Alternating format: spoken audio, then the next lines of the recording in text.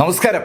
Unicorn fire കോണ്ടിനെന്റിൽ ആ അഗ്നിപർവ്വതത്തിന്റെ മുഖത്തിന് സമീപത്തായി സാക്ഷാൽ മാസ്റ്റർ സുനൈൻ എന്ന സൂലിൻ ആ മാന്ത്രിക സ്കിൽ ഉപയോഗിച്ചുകൊണ്ട് ഒരു ഡിവൈൻ വെപ്പൺ ഉണ്ടാക്കാൻ ശ്രമിക്കുകയാണ്. അദ്ദേഹത്തിന്റെ മുന്നിലുള്ള ഫർണസിലേക്ക് മാർക്ക് ഫെല്ലർ കൊടുത്ത ഊജിയുടെ ഡ്രസ്സും അതുപോലെ മാർക്ക് കൊടുത്ത ലോട്ടസ് ട്രീയുടെ ആ തടിയും ആ ഓൾക്കാനയിൽ നിന്നെടുത്ത ചൂട് ലാവയും ചേർത്ത് അയാളുടെ കയ്യിലുള്ള ആ മാന്ത്രിക സ്പൂൺ ഉപയോഗിച്ച് ആ ഉൽപ്പന്നം ഒന്ന് റെഡിയാക്കാൻ ശ്രമിക്കുമ്പോൾ മാസ്റ്റർ സൂലിന് ശരിക്കൊരു ബുദ്ധിമുട്ട് അനുഭവപ്പെടുകയാണ്. അയാൾ മാർക്കിനോട് പറഞ്ഞു, മാർക്ക്, ഇതങ്ങോട്ട് ശരിയാകുന്നില്ല.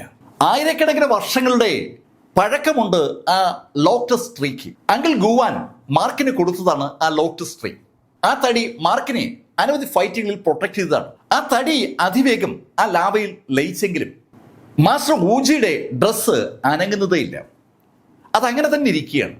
മാസ്റ്റർ ഊജിയുടെ ഡ്രസ്സിനെ ലയിപ്പിക്കാൻ ഒരു വിധത്തിലും ആ തീക്ക് പറ്റുന്നില്ല എന്ന് മനസ്സിലായതും മാർക്കിന്റെ സ്പിരിച്വൽ എനർജി കൂടി ആ ഫർണസിനകത്തേക്ക് കൊടുത്തെങ്കിലും അതും അങ്ങോട്ട് ഫലപ്രദമായില്ല. മാർക്ക് ഫെല്ലർ തന്റെ ഇടത് കൈ മാസ്റ്റർ സൂലിന്റെ പുറത്ത് വെച്ചിരിക്കുകയാണ്. മാർക്കിന്റെ ബോഡിയിൽ നിന്ന് സ്പിരിച്വൽ എനർജി അതിന്റെ ഫലമായിട്ട് സൂലിന്റെ ബോഡിയിലേക്ക് കയറുന്നുണ്ട്. സുനൈൻ എന്ന സൂലിന്റെ സ്പിരിച്വൽ എനർജി ആ സ്പൂൺ ഉപയോഗിച്ച് ഫർണസിനകത്തെ സാധനങ്ങൾ കുറുക്കുമ്പോൾ നഷ്ടമായിക്കൊണ്ടിരിക്കുകയാണ്. അയാൾ ശരിക്കും വിയർത്ത് കുളിച്ചിട്ടുണ്ട്. അയാളുടെ നെറ്റിക്കൂടി വിയർപ്പിക്കുന്ന ധാരധാരയെ ഒഴുകുകയാണ്. അയാളുടെ കഴിവിന്റെ പരമാവധി അത് ഉരുക്കാൻ ശ്രമിക്കുന്നുണ്ടെങ്കിലും മാസ്റ്റർ ഊജിയുടെ ഡ്രസ്സ് അനങ്ങുന്നതേയില്ല. സൂജിൻ മാർക്കിനോട് പറഞ്ഞു, മാർക്ക്, ഇത് പോരാ. മാർക്ക്, നമുക്ക് ഓൾക്കാനയുടെ നടുക്കുന്ന് ലാവ എടുക്കാൻ പറ്റിയാൽ ഇത് ഉരുക്കാൻ പറ്റിയേക്കും. അവരുടെ പുറകിൽ കാണുന്ന ആ അഗ്നിപർവ്വതത്തിന്റെ മുഖത്തിന് വലിയ വലിപ്പമുണ്ട്. അതിന്റെ ഒത്ത നടക്കുന്ന ലാവ ശേഖരിക്കാന്നൊക്കെ പറഞ്ഞാൽ അത് അസാധ്യമാണ്. ആ ഭാഗത്തേക്ക് ആര് പോയാലും അവർ ആ നിമിഷം ആവിയായി മാറും. ഈ സമയത്ത് ഈ സംഭാഷണം കേട്ട സുമേരു റിങ്ങിനകത്തുള്ള മീശ മാർക്കിനോട് പറഞ്ഞു, മാർക്ക്, ഞാൻ കൂടെ കാണണം. അങ്ങനെ മീശ പറഞ്ഞതും മാർക്ക് സുമേരു റിങ്ങിൽ നിന്ന് മീശയെയും അങ്കിൾ ഗുവാനെയും വാങ് ഫെങ്ങിനെയും പുറത്തിറക്കി. ഇപ്പോ മാസ്റ്റർ സൂജിന്റെ ചുറ്റുമായി ആ നാലംഗ സേനയുണ്ട്. സുമേരു റിങ്ങിനകത്ത് ആ കൊച്ചുകുട്ടിയും അതുപോലെ ഷാരുവും ഉണ്ട്. അവർക്ക് എല്ലാവർക്കും ഈ കാഴ്ച കാണാം. റിങ്ങിന് പുറത്തിറങ്ങിയ മീശ മാസ്റ്റർ സൂജിനോട് പറഞ്ഞു, മാസ്റ്റർ, ആ ഓൾക്കാനയുടെ നടക്കോട്ട് പോയാൽ ആരായാലും വെന്തു പോയില്ലേ? അതിന് സൂജിൻ മറുപടി പറയാൻ പോയതും മാർക്ക് ഫെല്ലർ മീശയോട് പറഞ്ഞു, ഞാൻ എന്തായാലും ഒരു ശ്രമം നടത്താം. നമുക്ക് ഈ ഡ്രസ്സ് ഇങ്ങനെ ഉപേക്ഷിക്കാൻ പറ്റില്ല. മാർക്കിന്റെ ആ ലോട്ടസ് ട്രീ ആ ലാവയിൽ അലിഞ്ഞു ചേർന്ന് കഴിഞ്ഞു. ഇപ്പോൾ അലിയാതെ ഉള്ളത് ആ ഡ്രസ്സാണ്. അത് അലിഞ്ഞു ചേരുമ്പോൾ മാർക്കിനെ ആ ലാവയിലേക്ക് തന്നെ മാർക്കിന്റെ കൈവശമുള്ള ആ വെനറബിൾ ഫിഫ്ത്ത് മൗണ്ടൻ ഇടണം. അതുപോലെ മാർക്ക് ആ 7th ലെവൽ പറഗ്രേറ്ററി വെച്ച് ആ ബ്ലഡ് സെക്ഷന്റെ ലീഡർക്കൊപ്പം യുദ്ധം ചെയ്ത സ്കൈ സെക്ഷന്റെ ലീഡർ കയ്യിൽ നിന്ന് പിടിച്ചെടുത്ത ഒരു ബെല്ലുണ്ട്. ആ ബെല്ല് ആത്മാക്കളെ നിയന്ത്രിക്കുന്ന ബെല്ലാണ്. ആ ബെല്ലും കൂടി മാർക്കിന് ആ ലാവയിൽ ഇടണം. അതെല്ലാം കൂടി ചേർത്തിട്ടാണ് അടിപൊളിയായിട്ടുള്ള ഒരു ആയുധം മാർക്കിന് ഉണ്ടാക്കേണ്ടത്. പക്ഷേ ഇപ്പോഴത്തെ കണ്ടീഷൻ എന്താണെന്ന് വെച്ചാൽ ആ ഊജിയുടെ ഡ്രസ്സ് പോലും ഉരുകുന്നില്ല എന്നുള്ളതാണ്. മാർക്ക് ഫെല്ലർ അത് വ്യക്തമാക്കിയതും മീശ മാർക്കിനോട് പറഞ്ഞു, മാർക്ക്, ശ്രദ്ധിക്കണേ. മാർക്ക് ആ വോൾക്കാനയ്ക്ക് നേരെ നടക്കാൻ തുടങ്ങിയതും മാസ്റ്റർ സൂജിൻ അദ്ദേഹത്തിന്റെ മാന്ത്രിക നിലവറയിൽ നിന്ന് ഒരു സ്പൂൺ എടുത്ത് മാർക്കിന് നേരെ എറിഞ്ഞു കൊടുത്തു. മാർക്ക്, ആ സ്പൂൺ പിടിച്ചോ. അങ്ങനെ പറയുമ്പോഴേക്കും മാർക്ക് ആ സ്പൂൺ പിടിച്ചു കഴിഞ്ഞു. മാർക്ക്, ഒരു തവണ ആ സ്പൂൺ നിനക്ക് ഉപയോഗിക്കാം. നീ ഓൾക്കാനയുടെ നടുക്ക് എത്തിക്കഴിഞ്ഞാൽ അവിടെ നിന്ന് ആ സ്പൂൺ ഉപയോഗിച്ച് ലാവ കോരി ഇങ്ങോട്ട് എറിയണം. നിന്റെ ഡിവൈൻ സെൻസ് ഉപയോഗിച്ച് നിനക്ക് ആ ലാവയെ നിയന്ത്രിക്കാൻ പറ്റും. അത് കൃത്യമായും ഈ ഫർണസിനകത്ത് വന്ന് വീണോളൂ. മാസ്റ്റർ സൂജിൻ എന്താണ് ചെയ്യേണ്ടതെന്ന് മാർക്കിനോട് വ്യക്തമാക്കിയതും മാർക്ക് ആ സ്പൂണുമായി ഒരൊറ്റ കുതിപ്പ്.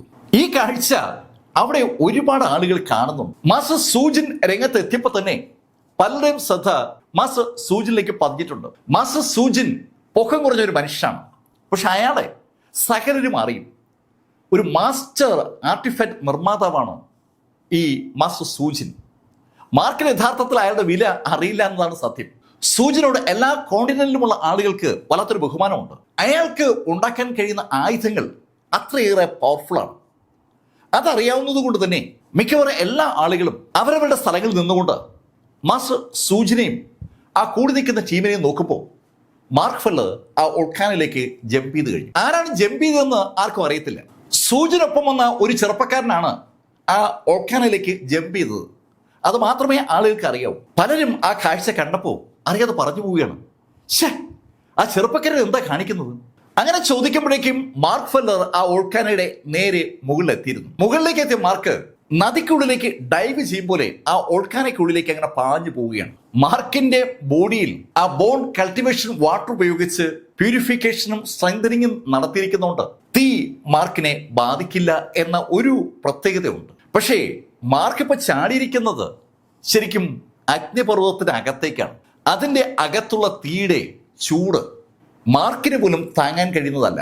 മാർക്ക് അതിവേഗം താഴേക്ക് പോകുമ്പോൾ മാർക്കിന്റെ എൻറ്റയർ ബോഡിയും വെന്തു തുടങ്ങി. ആ ബോഡി വേവെന്നറിയാവുന്ന മാർക്കിന്റെ ബോഡിക്ക് ചുറ്റുമായി ആ സെയിന്റ്ലി ബോഡി ടെക്നിക്കിന്റെ കവചം ആക്ടിവേറ്റ് ചെയ്തിട്ടുണ്ട്.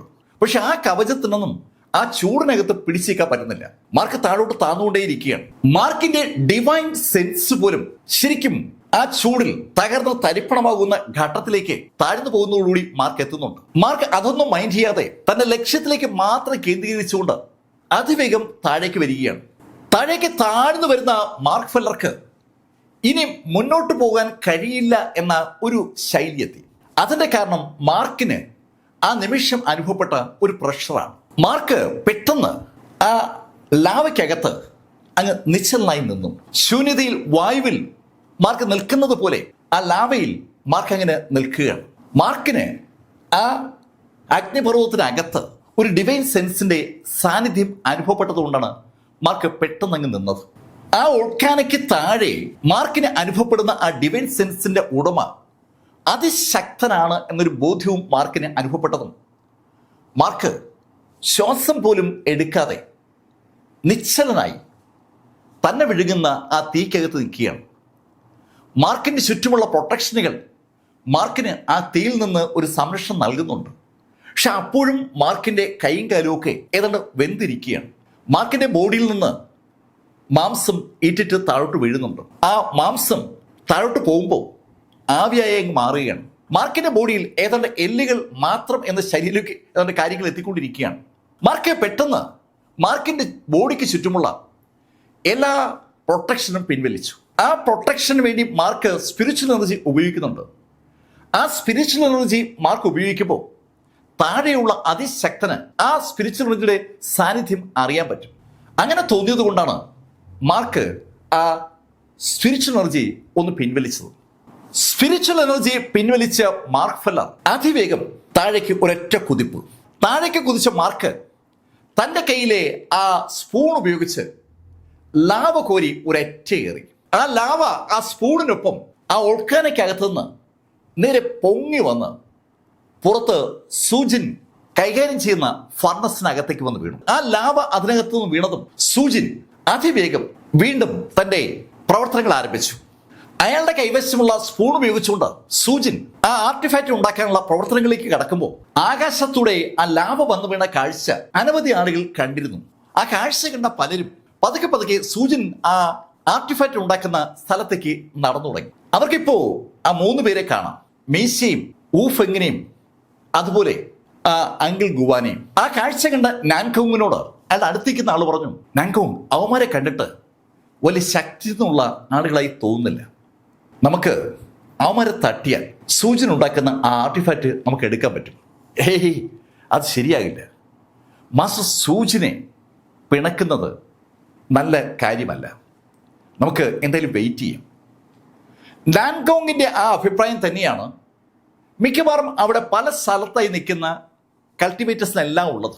മാസ്റ്റർ സൂചിന് അങ്ങനെയുള്ളൊരു പേരുണ്ട്. അയാൾക്ക് ഉണ്ടാക്കാൻ കഴിയാത്ത ഒന്നുമില്ല എന്നൊരു പേര് അയാൾക്കുണ്ട്. അതുകൊണ്ട് തന്നെ മാസ്റ്റർ സൂചിനെ പിണക്കി ഒരു കാര്യവും ചെയ്യാൻ പാടില്ല. അത് ഏകദേശം ഒരു ധാരണയുള്ള കാര്യമാണ്. സംഭവവികാസങ്ങൾ അവിടെ അങ്ങനെ നടക്കുമ്പോൾ മീശ അമ്പരപ്പോടെ അപ്പോഴുള്ള ആ കാര്യം ശ്രദ്ധിച്ചത് മാർക്ക് ഫെല്ലർ മടങ്ങി എത്തിയിട്ടില്ല. മാർക്ക് ഫെല്ലർ കോരി എറിഞ്ഞ ലാവ ആ ഫർണസിനകത്ത് വീണ് ആ ഫർണസിനകത്തുള്ള പ്രവർത്തനങ്ങൾ സൂചിൻ തുടങ്ങിയിട്ട് ഏകദേശം 5-6 മിനിറ്റ് കഴിഞ്ഞു. 6 മിനിറ്റ് കഴിഞ്ഞിട്ടും മാർക്ക് ഫെല്ലറെ കാണാതെ വന്നതും മീശ അമ്പരപ്പോടെ ആ ലാവയിലേക്ക് നോക്കി അറിയാതെ പറഞ്ഞു പോവുകയാണ്, അയ്യോ മാർക്കിനെ കാണാനില്ല. ഊഫെങ്ങും അങ്കിൾ ഗുവാനും അതേ ടെൻഷനിലാണ്. അവരും ആ കാര്യമാണ് പറയുന്നത്. അതെ, മാർക്കിനെ കാണാനില്ല. മാർക്കിനെ കാണാനില്ല എന്ന ആ മൂവർ സംഘം പറയുമ്പോൾ അങ്ങ് അകലെ ഒരുപാട് ദൂരെ എമിലി ബ്ലാക്ക് അവളുടെ ധ്യാനത്തിൽ നിന്ന് ഞെട്ടി ഉണർന്നു. ശരിക്കും അവള് ചാടി എണീക്കുകയായിരുന്നു. എമിലി ശരിക്കും നന്നായി വേർക്കുന്നുണ്ട്. എമിലി ഭ്രാന്തമായി അവൾ ഇരുന്ന സ്ഥലത്തുനിന്ന് പുറത്തേക്ക് ഓടി വരുമ്പോൾ അങ്കിൾ ഞാൻ അങ്ങോട്ട് വന്നു. എമിലി എന്താ എന്താ അങ്കിൾ, മാർക്കിന് എന്തോ പറ്റി, ഇനി ഞാൻ ജീവിച്ചിരിക്കത്തില്ല. മാർക്കിന് എന്തോ സംഭവിച്ചു എന്ന് എമിലിക്ക് 100% ഉറപ്പാണ്. അത് കേട്ടതും അങ്കിൾ ഞാൻ എമിലിയോട് പറഞ്ഞു, എമിലി നീ ശാന്തമായിട്ടൊന്ന് ആലോചിക്കുക. അങ്കിൾ ഇനി ഒരു ആലോചനയുമില്ല, മാർക്കില്ലെങ്കിൽ ഞാനുമില്ല. മാർക്കിന് എന്തെങ്കിലും പറ്റിയാൽ ആ നിമിഷം ഞാൻ ജീവിതം അവസാനിപ്പിക്കും. എമിലി നീ വിചാരിക്കും പോലെ അതത്ര എളുപ്പമല്ല. അങ്കിൾ എന്തായി പറയുന്നത്? എന്റെ ജീവൻ വേണ്ടെന്ന് വയ്ക്കാൻ എനിക്ക് പറ്റില്ലേ? എമിലി നീ കൊച്ചുകുട്ടികളെ പോലെ സംസാരിക്കാതെ. നിനക്ക് മാർക്കിനെ നന്നായിട്ട് അറിയാം. അങ്ങനെയൊന്നും മാർക്ക് അവസാനിക്കില്ല. നീ എന്താ മാർക്കിനെ വില കുറിച്ച് കാണുകയാണോ? അങ്കിൾ യാനന് ആദ്യം മാർക്കിനോട് ഒരു എതിർപ്പൊക്കെ ഉണ്ടായിരുന്നു. പക്ഷെ മാർക്ക് അവന്റെ പാത്തിൽ 100% സത്യസന്ധത പുലർത്തുന്നവനാണ്. അത് ബോധ്യമായ നിമിഷത്തിൽ അങ്കിൾ യാനിന് മാർക്കിനോട് ഉണ്ടായിരുന്ന ആ നീരസംഗം മാറി. മാർക്കിനെ കുറിച്ചുള്ള അങ്കിൾ യാന്റെ കാഴ്ചപ്പാട് മാറി. അങ്കിൾ യാൻ ഇപ്പൊ പൂർണ്ണമായും മാർക്കിൽ വിശ്വസിക്കുന്ന ആളാണ്. അങ്കിൾ യാൻ അങ്ങനെ പറഞ്ഞപ്പോ എമിലി അങ്കിൾ യാനോട് പറഞ്ഞു, അങ്കിൾ പക്ഷെ മാർക്ക് ഏതോ അപകടത്തിലാണ്. എമിലി ഒരു അപകടവും മാർക്കിനെ ഇല്ലാതാക്കില്ല, അതെനിക്ക് ഉറപ്പാണ്. പിന്നെ എമിലി നീ ഇതിന്റെ ജീവൻ കളഞ്ഞെന്ന് വെച്ച് എന്തെങ്കിലും ഗുണമുണ്ടാവും? നീ അതിനെക്കുറിച്ച് എപ്പോഴെങ്കിലും ആലോചിച്ചിട്ടുണ്ടോ? ഇപ്പൊ നീ ഈ 9 അരിസ്റ്റോക്രാറ്റിക് ഗ്രേറ്റ് കുടുംബങ്ങളുടെയും പൊതു സ്വത്തായി മാറിയിരിക്കുകയാണ്. നിന്റെ ബ്ലഡ് ലൈൻ നീ മരിച്ചാലും അവർ യൂസ് ചെയ്യും. ആ ബ്ലഡ് ആ കയോട്ടിക് ബോഡിക്കാരനായ ഷൈനുമായി അവർ യോജിപ്പിക്കുക തന്നെ ചെയ്യും. എമിലി ബ്ലാക്ക് അപ്പോഴാണ് അതിനെക്കുറിച്ച് ആലോചിക്കുന്നത്. അവൾക്ക് വേണമെങ്കിൽ ആത്മഹത്യ ചെയ്യാം, പക്ഷേ അതുകൊണ്ടൊന്നും കഥയില്ല. അവളും മാർക്ക് തമ്മിൽ ഒന്നിച്ച് ചേരില്ലെന്ന് മാത്രമല്ല, അവളുടെ ബ്ലഡ് ഉപയോഗിച്ച് ഈ കുടുംബക്കാർ ആ കയോട്ടിക് ബോഡിയുമായി ചേർത്ത് പുതിയ പരമ്പരകൾ ഉണ്ടാക്കുകയും ചെയ്യും. അതൊരു കാരണവശാലും അനുവദിക്കാൻ പാടില്ല എന്നൊരു തോന്നൽ എമിലിക്കുണ്ട്. എമിലിയുടെ മനസ്സ് വായിച്ചറിഞ്ഞ അങ്കിൾ ഞാൻ എമിലിയോട് പറഞ്ഞു, എമിലി നീ കൂടുതൽ ശക്തിയാകണം. ഒരാളും നിന്നെ തൊടാനാകാത്ത ശൈലിയിൽ നീ ശക്തി നേടിയാൽ പിന്നെ ആരും നിന്നെ ഒന്നിനും നിർബന്ധിക്കില്ല. എമിലി ബ്ലാക്കും അങ്കിൾ യുവാനും തമ്മിൽ ആ സംഭാഷണം നടക്കുമ്പോൾ അവിടെ ആ ലാവയ്ക്കകത്ത് മാർക്ക് ഏതാണ്ട് തകർന്ന തരിപ്പണമായ ഘട്ടമെത്തിയിരിക്കുകയാണ്. ആ നിമിഷത്തിലാണ് മാർക്കിന്റെ കയ്യിൽ ഒരു തണുപ്പ് അനുഭവപ്പെട്ടത്. ശരിക്കും 10,000 ഡിഗ്രി സെൽഷ്യസ് ചൂടുള്ള ആ സ്ഥലത്ത് മാർക്കിന്റെ കയ്യിൽ തണുപ്പ് അനുഭവപ്പെട്ടപ്പോൾ മാർക്ക് തന്നെ ഒന്ന് ഞെട്ടിയെന്ന് പറയാം. മാർക്കിന്റെ കയ്യിൽ ഒരു റിങ് കിടപ്പുണ്ട്. അതാണ് സുമേരു റിങ്. ആ സുമേരു റിങ്ങിനകത്ത് സാക്ഷാൽ ഷാരുവും ഉണ്ട്, അതുപോലെ ആ ലിറ്റിൽ ഫാറ്റിയുമുണ്ട്. അവർക്ക് പോലും ആ ലാവയുടെ ചൂട് അനുഭവപ്പെടുന്നുണ്ട്. അതിനകത്ത് ലാവയുടെ ചൂട് അനുഭവപ്പെടുന്ന മറ്റൊരു സംവിധാനം കൂടിയുണ്ട്. അത് ആ ഡീമൺ എഗ്ഗാണ്. ആ മുട്ട ആ സുമേരു റിങ്ങിനകത്ത് വെച്ചിട്ടാണ് ജൂ യഥാർത്ഥത്തിൽ സോളിറ്ററി ക്ലൗഡ് സിറ്റിയിൽ ഒന്ന് കറങ്ങാൻ പോയത്. ആ മുട്ടയിൽ ഇപ്പോ ചൂടടിക്കുകയാണ്. 10,000 ഡിഗ്രി സെൽഷ്യസിന്റെ ആ ചൂട് മാർക്കിന്റെ ബോഡിയിലൂടെ ആ റിങ്ങിലേക്കും ആ റിങ്ങിലൂടെ മുട്ടയിലേക്ക് എത്തിയപ്പോൾ മുട്ട ഒന്ന് അനങ്ങി. ശരിക്കും മുട്ടയുടെ പുറത്ത് ചില മാറ്റങ്ങളൊക്കെ വന്നു തുടങ്ങിയാണ്. അതിന്റെ ഫലമായിട്ട് ആ മുട്ടയിൽ നിന്ന് ഒരു ഓറ പതുക്കെ പതുക്കെ പുറത്തേക്ക് വന്നിരുന്നു. ഒരു തണുത്ത സ്പർശം ആ ഓറയാണ് മാർക്കിന്റെ ബോഡിയിൽ ഉണ്ടാക്കിയത്. ഈ സമയത്ത് ആ ഓൾക്കാനയുടെ അടിയിൽ നിന്ന് ഒരു ശബ്ദം ഉയർന്നു. അതിഭീകരമായ ഒരു ശബ്ദമാണ് ആ ഓൾക്കാനയുടെ അടിയിൽ നിന്നുണ്ടായത്. ആ ഓൾക്കാനയുടെ അടിയിൽ നിന്ന് എല്ലാവരും കഥകളിൽ പറയുന്ന ആ യൂണിക്കോണിന്റെ അലർച്ച മാർക്ക് കേട്ടു. ആ അലർച്ച ആ ഓൾക്കാനെ കൂടി പുറത്ത് അങ്ങ് വ്യാപിച്ചപ്പോൾ ഓൾക്കാനയുടെ പുറത്തുണ്ടായിരുന്ന മുഴുവൻ ആളുകളും അമ്പരപ്പോടെ ചെവികൾ അടച്ചു പിടിച്ചു പോവുകയാണ്. ശരിക്കും അതിഭീകരമായ ഒരു അലർച്ചയാണ് അവർ കേട്ടത്. ആ ഓൾക്കാനയ്ക്ക് അകത്താണ് സാക്ഷാൽ മാർക്ക് ഫെല്ലർ ഉള്ളത്. ഈ ശബ്ദം മീശയും വാങ്ഫെങ്ങും അങ്കിൾ ഗുവാനും ഒക്കെ കേൾക്കുന്നുണ്ട്. പക്ഷെ ആ ശബ്ദത്തിലൊന്നും ശ്രദ്ധിക്കാതെ മാസ്റ്റർ സുനൈൻ അയാളുടെ ആ മാന്ത്രിക സ്പൂൺ ഉപയോഗിച്ചുകൊണ്ട് ആ ഫർണസിനകത്ത് മാസ്റ്റർ ഊജിയുടെ ആ ഡ്രസ്സ് ലയിപ്പിക്കാനുള്ള ശ്രമത്തിലാണ്. ഓൾക്കാനയുടെ അടിയിൽ നിന്ന് അതിഭീകരമായ ആ ശബ്ദം അങ്ങനെ മാർക്കിനെ കടന്ന് മുകളിലേക്ക് പോയതും മാർക്ക് ശരിക്കും വിറച്ചു. മാർക്ക് ശ്വാസം പിടിച്ച് അവിടെ നിൽക്കുകയാണ്. താൻ അവസാനിച്ചാലും മുകളിലത്തെ ആ ഉൽപ്പന്നം ഉണ്ടാക്കുന്ന പ്രക്രിയ മുടങ്ങാതിരിക്കണമെന്ന് വിചാരിച്ചിട്ടാണ് മാർക്ക് ആ സ്പൂണിൽ ലാവ കോരി മുകളിലേക്ക് എറിഞ്ഞത്. അതിനുശേഷം മാർക്ക് പൂർണ്ണ നിശബ്ദതയിൽ ആ ലാവയ്ക്കകത്ത് അങ്ങനെ നിൽക്കുകയാണ്. ആ നിമിഷത്തിൽ മാർക്കിന് മറ്റൊരു ഓറയുടെ സാന്നിധ്യം അനുഭവപ്പെട്ടു തുടങ്ങി. മാർക്കിന്റെ കയ്യിൽ ആ തണുപ്പ് അനുഭവപ്പെട്ട ആ നിമിഷത്തിൽ മാർക്കിനെ കവർ ചെയ്തുകൊണ്ട് ഒരു ഓറ അതിവേഗതയിൽ ആ ലാവയുടെ തുടക്ക കേന്ദ്രത്തിലേക്ക് പാഞ്ഞു പോകുന്ന പോലെ മാർക്കിന് തോന്നി. ശരിക്കും ഒരു ഡിവൈൻ സെൻസിന്റെ ഒരു അംശം ആ സുമേരു റിങ്ങിൽ നിന്ന് ലാവയുടെ കേന്ദ്രത്തിലേക്ക് പാഞ്ഞു പോകുന്നതായിട്ടാണ് മാർക്കിന് ഫീൽ ചെയ്തത്. പെട്ടെന്ന് താഴെയുള്ള ആ ഡിവൈൻ സെൻസ് പൂർണ്ണമായും നിശ്ചലമായി, അല്ലെങ്കിൽ അതിന്റെ സാന്നിധ്യം തന്നെ അപ്രത്യക്ഷമായി. മാർക്കിന്റെ കയ്യിലുള്ള ആ സുമേരു റിങ്ങിലെ ആ മുട്ട പുറത്തേക്ക് വിട്ട ഡിവൈൻ സെൻസിന്റെ ഒരു അംശമാണ് താഴെയുള്ള യൂണിക്കോണിന്റെ ആ ഡിവൈൻ സെൻസിനെ പൂർണ്ണമായും നിശബ്ദമാക്കിയിരിക്കുന്നത്. പെട്ടെന്ന് ആ കാര്യം ബോധ്യം വന്ന മാർക്കിന് ഒരു സംശയം. ശരിക്കും യൂണിക്കോൺ ഇപ്പോഴും ജീവിച്ചിരിപ്പുണ്ടെങ്കിൽ ആ ഡീമൻ എഗിന്റെ ആ ഡിവൈൻ സെൻസിന് ആ യൂണിക്കോണിനെ അങ്ങനെ നിശബ്ദനാക്കാൻ പറ്റുമോ? അത് അസാധ്യമല്ലേ?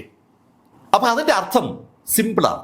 യൂണിക്കോൺ ഇപ്പോൾ ജീവിച്ചിരിപ്പുണ്ടാവില്ല. എന്നാൽ യൂണിക്കോണിന്റെ ബോഡി ചിലപ്പോൾ ഇപ്പോഴും ആ ഓർക്കാനയുടെ അടിയിലുണ്ടാവും. ആ ബോഡിക്ക് ചുറ്റുമുള്ള ഡിവൈൻ സെൻസ് ആണ് ശരിക്കും മാർക്കിന് നേരത്തെ അനുഭവപ്പെട്ട ആ ശബ്ദമായിട്ടും ഊർജമായും തോന്നിയത്. അങ്ങനെ തോന്നിയതും മാർക്ക് ഫെല്ലർ ഒരൊറ്റ കുതിപ്പ് നേരെ താഴേക്ക്. മാർക്ക് അതിവേഗം താഴേക്ക് അങ്ങനെ പാഞ്ഞു പോവുകയാണ്. വെള്ളത്തിനകത്തേക്ക് ഡൈവ് ചെയ്ത് താഴേക്ക് പോകുന്ന അതേ ശൈലിയിൽ മാർക്ക് ഫെല്ലർ അങ്ങ് താഴെ വരുമ്പോൾ വളരെ താഴെ മാർക്ക് പ്യുവർ ചുവപ്പ് നിറത്തിലെ ലാവ കണ്ടു. ആ ലാവയ്ക്കകത്തായി അതേപോലെ ചുവപ്പ് നിറത്തിലുള്ള ഗോളാകൃതിയിലെ ഒരു സാധനം മാർക്കിനെ മുകളിൽ നിന്നേ കാണാം. മാർക്ക് അതിവേഗം താഴേക്ക് പാഞ്ഞെത്തി ആ ഗോളത്തെ രണ്ട് കൈകൊണ്ടും കോരിയെടുത്തു. മാർക്ക് ഫെല്ലർ രണ്ട് കൈകൊണ്ടും ആ ചുവപ്പ് നിറത്തിലുള്ള ഗോളം കയ്യിലെടുത്തതും മാർക്കിന്റെ ബോഡി അങ്ങ് ഉരുകി തുടങ്ങിയാണ്. മാർക്ക് തന്റെ സർവശക്തിയും സംഭരിച്ചുകൊണ്ട് മുകളിലേക്ക് ഒരു ഒറ്റ കുതിപ്പ്. ഈ സമയത്ത് അനവധി ആളുകൾ മാസ്റ്റർ സൂജിൻ ഉണ്ടാക്കുന്ന ആ ആയുധം ദൂരെ നിന്ന് വീക്ഷിക്കുകയാണ്. സൂജിനാണെങ്കിൽ ശരിക്കും വിയർത്ത് കുടിക്കുകയാണ്. അയാളുടെ മുഖത്തുകൂടി വിയർപ്പിങ്ങനെ ഒലിച്ചിറങ്ങുകയാണ്. അയാൾ അടുത്ത് നിൽക്കുന്ന മീശയോട് പറയുകയും ചെയ്തു, ഇത് പോരാ, ഈ ലാവ പോരാ. അങ്ങനെ അയാൾ പറയുമ്പോഴാണ് ആ തീക്കുണ്ടത്തിനകത്തുനിന്ന് മാർക്ക് ഫെല്ലർ മുകളിലേക്ക് കുതിച്ചെത്തുന്നത്. ലാവയുടെ മുകളിൽ കൂടി കുതിച്ച് കരയിലേക്ക് വന്ന മാർക്ക് ഫെല്ലറെ കണ്ട ആളുകളൊക്കെ അമ്പരപ്പോടെ മാർക്കിനെ അങ്ങനെ വാ പൊളിച്ച് നോക്കി നിന്നു പോവുകയാണ്. മാർക്കിന്റെ ആ ബോഡിയിൽ ചത എന്ന് പറയുന്ന സംഭവം ഇല്ല എന്ന് തന്നെ പറയാം. മാർക്കിന്റെ നെഞ്ചിൽ ഹൃദയം ഇരുന്ന് പിടയ്ക്കുന്നത് ആൾക്കാർക്ക് കാണാം.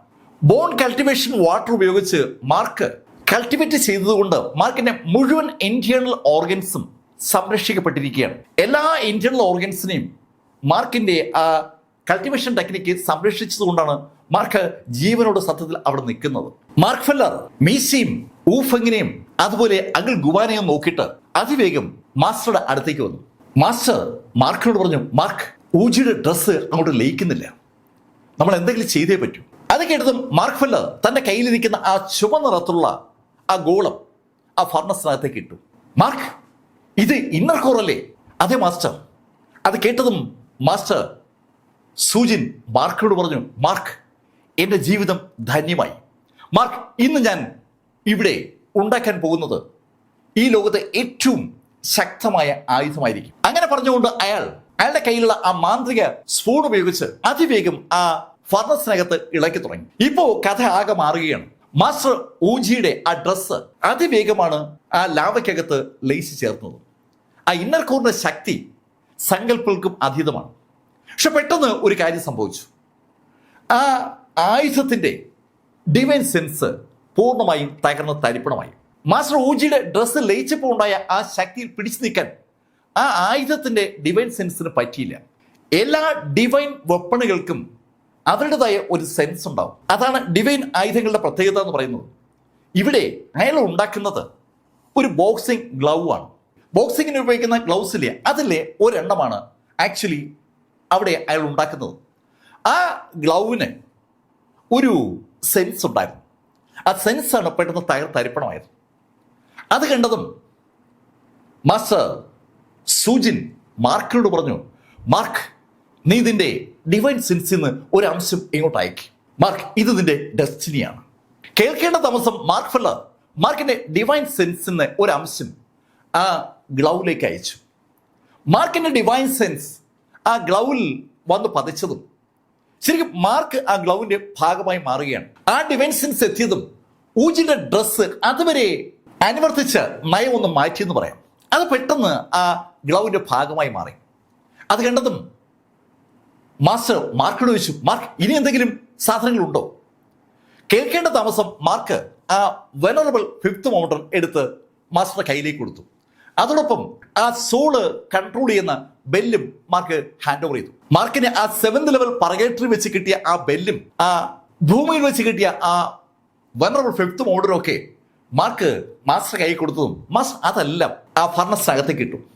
ആ ഫർണസിനകത്തേക്ക് ആ ബെല്ലും വെനറബിൾ ഫിഫ്ത്ത് മൗണ്ടനും വീഴപ്പോൾ രണ്ടിനും അവരുടേതായ പവറുണ്ട്. വെനറബിൾ ഫിഫ്ത്ത് മൗണ്ടൻ ശരിക്കും 5 മലകളുടെ ശക്തി ആരോ കൂട്ടിച്ചേർത്ത് ഉണ്ടാക്കിയെടുത്ത ഒരു ചെറിയ മാന്ത്രിക ആയുധമാണ്. ആ ആയുധത്തിന് ഏത് പ്രഷറിനെയും തടുക്കാൻ കഴിയും.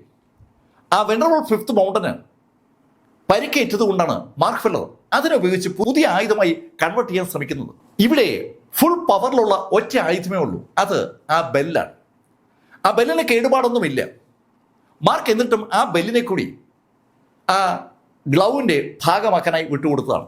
മാസ്റ്റർ സൂജിൻ തന്റെ മാന്ത്രിക സ്പൂൺ ഉപയോഗിച്ചുകൊണ്ട് ആ ഇന്നർ കോറ് കൊണ്ടുവന്ന ചൂട് പരമാവധി ഉപയോഗപ്പെടുത്തി ആ സാധനങ്ങൾ പതുക്കെ പതുക്കെ സംയോജിപ്പിക്കുകയാണ്. മാസ്റ്റർ സൂജിന്റെ ആ പ്രവർത്തനം അങ്ങനെ മുന്നോട്ട് പോകുന്നതോടുകൂടി ആകാശത്തേക്ക് മേഘങ്ങൾ പതുക്കെ പതുക്കെ വന്നു തുടങ്ങി. ശരിക്കും ഡിവൈൻ മേഘങ്ങളുടെ ഒരു ശൃംഖല തന്നെ ആകാശത്ത് പ്രത്യക്ഷപ്പെട്ടു എന്ന് പറയാം. ഇപ്പോൾ ആ മേഖലയിൽ ഈ ഡിവൈൻ വെപ്പൺ ഉൽപാദനവുമായി ബന്ധപ്പെട്ട് നിന്ന മുഴുവൻ ആളുകളും അതൊക്കെ നിർത്തി മാസ്റ്റർ സൂജിന്റെ ആക്ടിവിറ്റിയിലേക്ക് ശ്രദ്ധ കേന്ദ്രീകരിക്കുകയാണ്. ഈ ആയുധ നിർമ്മാണം ഒരു ഘട്ടം കടന്നതും ആകാശത്ത് പ്രത്യക്ഷപ്പെട്ട മേഘങ്ങൾ പരസ്പരം കൂട്ടിമുട്ടി തുടങ്ങി. ആ മേഘങ്ങളിൽ നിന്ന് അതിശക്തമായ മിന്നലുകൾ താഴേക്ക് പതിക്കുകയാണ്. ആ ഫർണസിന് ചുറ്റും ഫർണസിനകത്തൊക്കെ ആ മിന്നലുകൾ പതിച്ചു തുടങ്ങിയോടുകൂടി അവിടെ ഉണ്ടാക്കപ്പെടുന്ന ആയുധം ട്രിബുലേഷൻ ലെവലിലെ ഏറ്റവും ശക്തമായ ആയുധങ്ങളിൽ ഒന്നാണെന്നുള്ള ഒരു തോന്നൽ അവിടെ കൂടി നിൽക്കുന്ന കൾട്ടിവേറ്റേഴ്സിലേക്ക് തോന്നുന്നുണ്ട്. ഈ തോന്നൽ ഉണ്ടായ ആ നിമിഷത്തിൽ നാൻകോങ് ഒരു രഹസ്യ സന്ദേശം അയാളുടെ സെക്ഷനിലേക്ക് അയച്ചു. നാൻകോങ് മിസ്റ്റിക് ഡാർക്ക് സെക്ഷന്റെ ഭാഗമാണ്. ശരിക്കും ബ്ലഡ് സെക്ഷനുമായൊക്കെ കണക്ട് ചെയ്ത് അവർ നിൽക്കുമെങ്കിലും അവർക്ക് അവരുടേതായ ഒരു ഐഡന്റിറ്റി ഉണ്ട്. ആ സെക്ഷനിലേക്കാണ് നാൻകോങ് ഒരു ടെലിപ്പതി സന്ദേശം അയച്ചത്. അവിടെ ആ യൂണിക്കോൺ കോണ്ടിനെന്റിൽ അതിശക്തമായ ഒരു ഡിവൈൻ വെപ്പൺ ഉണ്ടാക്കപ്പെട്ടുകൊണ്ടിരിക്കുകയാണ്. ആ ഡിവൈൻ വെപ്പൺ ഉണ്ടാക്കി കഴിഞ്ഞാൽ ഉടൻ അത് പിടിച്ചെടുക്കാനായി സെക്ഷനിൽ നിന്ന് ആളുകളെ അയക്കാനുള്ള നിർദ്ദേശമാണ് നാൻകോങ് കൊടുത്തത്. ഈ സമയത്ത് തന്നെ അവിടെ നിൽക്കുന്ന മറ്റു പലരും അവരുടെയൊക്കെ സെക്ഷനിലേക്ക് ടെലിപ്പതി സന്ദേശങ്ങൾ അയച്ചു തുടങ്ങി. ഈ സംഭവവികാസങ്ങളൊന്നും മാർക്കിനൊപ്പമുള്ള ആളുകളോ അറിയുന്നില്ല. മാർക്കും കൂടെയുള്ള ആളുകളും അവിടെ ആ ഫർണസിലേക്ക് തന്നെ ശ്രദ്ധ കേന്ദ്രീകരിച്ച് നിൽക്കുകയാണ്. കണ്ണഞ്ചിക്കുന്ന പ്രകാശമാണ് ആ ഫർണസിനകത്തേക്ക് ആകാശത്ത് നിന്ന് വീണുകൊണ്ടിരിക്കുന്നത്. ആ മിന്നലൊന്നും തന്നെ ബാധിക്കുന്ന പ്രശ്നമേ അല്ല എന്ന ശൈലിയിലാണ് മാസ്റ്റർ സുനൈൻ എന്ന സൂജിൻ.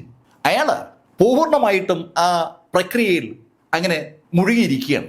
അയാൾ പുതിയ പുതിയ ഫോർമേഷൻസ് ആഡ് ചെയ്ത് അതിനകത്തുള്ള ഓരോ സാധനങ്ങളെയും ലയിപ്പിച്ചുകൊണ്ടിരിക്കുകയാണ്. ആ ബെല്ലിനെയും ഫിഫ്ത്ത് മൗണ്ടിനെയും അങ്കിൾ ഊജിയുടെ ആ ഡ്രസ്സിനെയും ആ ലോക്ടസ് ട്രീയുടെ തടിയും അതുപോലെ ആ ഇന്നർ കോറിനെയും ഒന്നിച്ച് ലയിപ്പിച്ച് ഒരു ഗ്ലൗ ആയി അയാൾ കൺവേർട്ട് ചെയ്തുകൊണ്ടിരിക്കുകയാണ്. ശരിക്കും ഉരുകി ഒലിച്ച് ഒറ്റ സംഭവമായി മാറിയിരിക്കുന്ന ആ സംവിധാനത്തിന് അയാളുടെ വിദഗ്ധമായ കപ്പാസിറ്റി ഉപയോഗിച്ചുകൊണ്ട് ആ സ്പൂൺ ഉപയോഗിച്ച് ഗ്ലൗ ആയി രൂപപ്പെടുത്തി വരുമ്പോൾ ആകാശത്ത് നിന്ന് താഴേക്ക് വീഴുന്ന മിന്നലുകളുടെ അളവ് വൻ തോതിലങ്ങ് വർദ്ധിച്ചു. ആ വർദ്ധിച്ചു വരുന്ന മിന്നലുകളുടെ അളവ് കേട്ടതും ആളുകളൊക്കെ ചിതറി പല ഭാഗത്തേക്ക് ഓടുകയാണെങ്കിലും എല്ലാവരുടെ ശ്രദ്ധ ആ പോയിന്റിൽ തന്നെയാണ്, സൂജിൻ എന്ന വ്യക്തിയിൽ. ഈ സമയത്ത് മാർക്കിനെയോ കൂടെയുള്ള ആളുകളെയോ ആരും ശ്രദ്ധിക്കുന്നില്ല. ആ സമയത്ത് മാർക്ക് ഫെല്ലർ മാർക്കിന്റെ കയ്യിൽ അണിഞ്ഞിരുന്ന ആ വള ഊരി അങ്കിൾ ഗുവാന്റെ കയ്യിലേക്ക് കൊടുത്തു. അങ്കിൾ, ഈ വള സൂക്ഷിച്ചു, നിങ്ങൾ ഇപ്പോൾ ഇവിടുന്ന് മാറിയില്ലെങ്കിൽ പ്രശ്നം ഉണ്ടാവും. അവിടെ ഒരുപാട് കൾട്ടിവേറ്റേഴ്സ് ഉണ്ട്. ആ കൾട്ടിവേറ്റേഴ്സ് അവിടെ ഉണ്ടാക്കുന്ന ആ ഡിവൈൻ ഗ്ലൗ പിടിച്ചെടുക്കാനായി എന്ത് ശ്രമിക്കുമെന്നുള്ള ഒരു തോന്നൽ മാർക്കിനുണ്ട്. അതുകൊണ്ടാണ് മാർക്ക് അങ്കിൾ ഗുവാന് ആ വള കൈമാറിയിട്ട് അവിടെ നിന്ന് അവർ 3 പേരോടും മാറാൻ പറഞ്ഞത്. ആ വള എന്ന് പറയുന്നത് സുമേരു റിങ്ങാണ്. ആ സുമേരു റിങ്ങിനകത്ത് ആ ഡീമൺ മുട്ടയുമുണ്ട്, അതുപോലെ ഷാരുവുണ്ട്, പിന്നെ ആ ഫാറ്റി കൊച്ചു പൈൻസും ഉണ്ട്. മാർക്ക് പറഞ്ഞത് കേട്ടതും മീശ അങ്കിൾ ഗുവാനെയും വാങ് ഫെങ്ങിനെയും കൊണ്ട് പതുക്കെ അവർ നടന്നു മാറി. ഈ സമയത്ത് എൻറ്റിയർ ആളുകളുടെ ശ്രദ്ധ അവിടെ ആ ഫർണസിലേക്കും ആ മാസ്റ്ററിലേക്കുമാണ്. അതുകൊണ്ട് തന്നെ ആ മൂവർ സംഘം അവിടുന്ന് പതുക്കെ നടന്നു മാറുന്നത് അവരാരും പ്രാധാന്യത്തോടെ കണ്ടതുമില്ല. പെട്ടെന്നാണ് മിന്നലുകളുടെ ശക്തി അങ്ങ് വർദ്ധിച്ചത്. തുടർച്ചയായി അതിശക്തമായ മിന്നലുകൾ ആ ഫർണസിനകത്തേക്ക് വീണുകൊണ്ടിരുന്നതും ആ ഫർണസിനകത്തുനിന്ന് സുന്ദരമായ ഒരു ഗ്ലൗ രൂപപ്പെട്ടു. ആ ഗ്ലൗ ഏതാണ്ട് പൂർത്തിയാകാറായതും മാസ്റ്റർ മാർക്കിനോട് പറഞ്ഞു, മാർക്ക്, എന്റെ ജീവിതം ധന്യമായെന്ന് ഞാൻ പറഞ്ഞത് വെറുതെയല്ല. ഈ പ്രപഞ്ചത്തിലെ ഏറ്റവും ശക്തമായ ആയുധങ്ങളിലൊന്ന് ഞാനിതാ ഉണ്ടാക്കിയിരിക്കുകയാണ്. മാർക്ക്, ഈ ആയുധം നിനക്കുള്ള എന്റെ സംഭാവന കൂടിയാണ്. അങ്ങനെ സൂജൻ പറയുമ്പോഴേക്കും അതിശക്തമായ ഒരു മിന്നൽ സൂജന്റെ ദേഹത്ത് പതിച്ചു. ആ മിന്നലിൽ സൂജൻ നിന്ന് കത്താൻ തുടങ്ങി. പക്ഷെ അപ്പോഴും സൂജൻ ആ പ്രക്രിയ തുടർന്നുകൊണ്ടേയിരിക്കുകയാണ്. ശരിക്കും അമ്പരപ്പിക്കുന്ന ഒരു രംഗമാണ് ആളുകൾ കാണുന്നത്. കത്തുന്ന മാസ്റ്റർ സൂജൻ ആ നിമിഷത്തിലും തന്റെ കയ്യിലിരിക്കുന്ന തവി ഉപയോഗിച്ചുകൊണ്ട് ആ ഗ്ലൗവിന്റെ അവസാന മിനുക്കുപിടികൾ നടത്തുകയാണ്. അയാൾ ആ ഗ്ലൗവിന്റെ അവസാന മിനുക്കുപിടി നടത്തി തീർന്നു എന്ന് തോന്നിയ നിമിഷത്തിൽ സൂജൻ പെട്ടെന്ന് ആ ഗ്ലൗവിന്റെ ഭാഗമായി അങ്ങ് മാറി. ശരിക്കും സൂജൻ അങ്ങ് അസ്തമിച്ചു എന്ന് പറയാം. ആ നിമിഷത്തിൽ ആ ഗ്ലൗ പറന്ന് മാർക്ക്ഫിൽഡെ ഇടത് കൈയിൽ വന്ന് പതിച്ചു. മാർക്കിന്റെ ഇടത് കൈയിൽ അതങ്ങ് പറ്റിച്ചേർന്നു. മാർക്കിന്റെ ഡിവൈൻ സെൻസിന്റെ ഒരു ഭാഗം ഉപയോഗിച്ചാണ് ആ ഗ്ലൗ ഉണ്ടാക്കിയിരിക്കുന്നത്. ആ ഗ്ലൗവിന് അതുകൊണ്ട് തന്നെ എങ്ങോട്ടാണ് പോകേണ്ടതെന്ന് അറിയാം. മാർക്കിന്റെ കയ്യിൽ ആ ഗ്ലൗ അങ്ങനെ പതിഞ്ഞതും മാർക്ക്ഫിൽഡ് ഉറക്കെ പറഞ്ഞു, മാസ്റ്റർ സൂജിൻ, അങ്ങ് മഹാനാണ്. അങ്ങയുടെ ജീവത്യാഗം ഒരിക്കലും വൃഥാവിലാകില്ല. അങ്ങനെ പറഞ്ഞുകൊണ്ട് മാർക്ക്ഫിൽഡ് തന്റെ ഇടത് കൈ മുകളിലേക്ക് ഉയർത്തി ആകാശത്ത് സൂചന ഉണ്ടെന്നുള്ള ധാരണയിൽ ഉറക്കെ പറഞ്ഞു, മാസ്റ്റർ സൂജിൻ, അങ്ങ് ഈ പ്രപഞ്ചമുള്ളിടത്തോളം കാലം ഓർമ്മിക്കപ്പെടും. അങ്ങനെ പറഞ്ഞുകൊണ്ട് മാർക്ക്ഫിൽഡ് ആ കൈയെന്ന് ഉയർത്തിയതും മാർക്കിന്റെ പുറകിലുള്ള ആ ഓൾക്കാനയിൽ നിന്ന് ലാവ ആകാശത്തേക്ക് അങ്ങ് ചീറിപ്പായുന്ന ഒരു കാഴ്ചയാണ് ആളുകൾ കണ്ടത്. ശരിക്കും മാർക്ക് ആ കൈ എന്ന് ഉയർത്തിപ്പോ 9 സ്തൂപങ്ങൾ പോലെ ആ ലാവ മുകളിലേക്ക് ഒന്ന് കുതിച്ചു. ആകാശത്ത് അനേകം നക്ഷത്രങ്ങളുണ്ട്. ആ നക്ഷത്രങ്ങളുടെ താഴെയാണ് നമ്മൾ നേരത്തെ കണ്ട ആ മേഘങ്ങളൊക്കെ ഉള്ളത്. ആ മേഘങ്ങൾ ലക്ഷ്യമാക്കിക്കൊണ്ടാണ് ആ ലാവ മുകളിലേക്ക് പറന്നുയർന്നത്. ആ ലാവ ആ മേഘങ്ങളിൽ തൊട്ടതും ആ മേഘങ്ങൾ പൂർണ്ണമായും അപ്രത്യക്ഷമായി. ഈ കാഴ്ച ശ്വാസം അടക്കി പിടിച്ചാണ് അവിടെയുള്ള ആളുകളൊക്കെ കണ്ടത്. ആ ഗ്ലൗവിന്റെ പവർ സകലരെയും അമ്പരപ്പിച്ചു എന്ന് തന്നെ പറയാം. ആ ഗ്ലൗവിന്റെ അൺബിലീവബിൾ ആയിട്ടുള്ള ആ ശക്തി അവിടെ കൂടി നിൽക്കുന്ന ആളുകളെ മുഴുവൻ അമ്പരപ്പിച്ചിരിക്കുകയാണ്. ആ ഗ്ലൗ അണിഞ്ഞു നിൽക്കുന്ന ചെറുപ്പക്കാരനെ എല്ലാവർക്കും ഇപ്പൊ കാണാം. ആ ചെറുപ്പക്കാരന്റെ ബോഡിയിൽ എല്ലുകൾ തെളിഞ്ഞു നിൽക്കുകയാണ്. മാർക്കിന്റെ ബോഡിയിലെ ചതയൊക്കെ വെന്ത് നേരത്തെ പോയി കഴിഞ്ഞു. പക്ഷെ മാർക്ക് വീണിട്ടില്ലെന്ന് മാത്രം. ആ കാഴ്ച കാണുന്ന ആളുകൾക്ക് ഒരു കാര്യം ഉറപ്പാണ്, അവര് ഒന്ന് കാര്യമായി ഊതിയാൽ ആ ചെറുപ്പക്കാരൻ തെറിച്ചു പോകും. ആ ശൈലിയില ആ ചെറുപ്പക്കാരൻ നിൽക്കുന്നത്. ആ നിൽക്കുന്ന ആളുടെ പേര് മാർക്ക്ഫിൽഡ് ആണെന്നുള്ള കാര്യം അവർക്കാർക്കും അറിയത്തുമില്ല. സകല ആളുകളും ആകാശത്തെ ആ മേഘങ്ങൾ, ആ ലാവ തകർത്ത ആ രംഗം കൃത്യമായി കണ്ട ആളുകളാണ്. ആ രംഗം ഉണ്ടാക്കിയ ഷോക്കിൽ നിന്ന് ആളുകൾ പതുക്കെ പതുക്കെ മോചിതരായതും അവര് അറിയാതെ മുന്നോട്ട് കുതിച്ചു പോവുകയാണ്. മുന്നോട്ട് കുതിക്കുന്ന ആളുകൾക്കൊക്കെ ഒറ്റ ലക്ഷ്യമേ ഉള്ളൂ, മാർക്കിന്റെ കയ്യിലുള്ള ആ ഗ്ലൗ.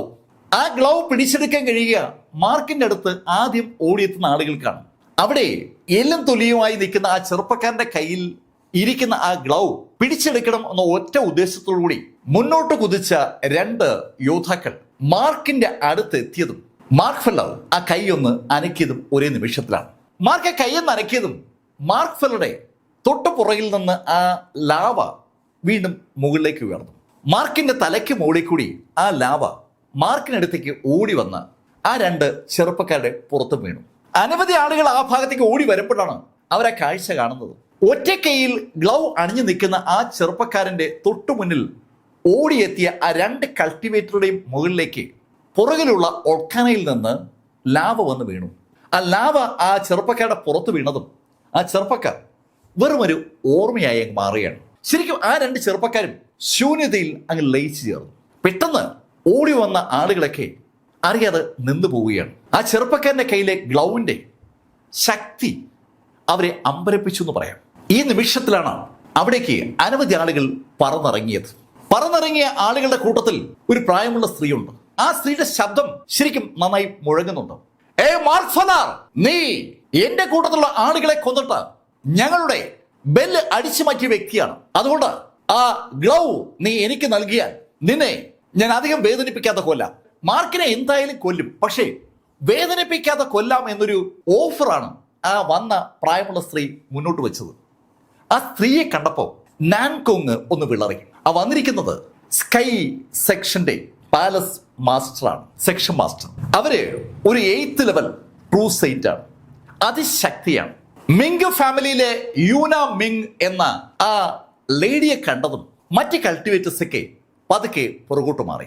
അവർക്കാർക്കും തൊടാൻ കഴിയുന്ന കഥാപാത്രമല്ല ആ 8th ലെവലിലെ ട്രൂ സൈറ്റ് യൂന മിങ്. അവരൊരു വല്ലാത്ത അസ്തിത്വമാണ്. അവിടെ പുറകിൽ അനവധി ആളുകളുണ്ട്. പക്ഷേ ആ യൂന മിങ്ങിന്റെ ശക്തി തിരിച്ചറിയാൻ കഴിയാത്ത ആളുകളും അവിടെ ആ കൾട്ടിവേറ്റേഴ്സിന്റെ കൂട്ടത്തിലുണ്ട്.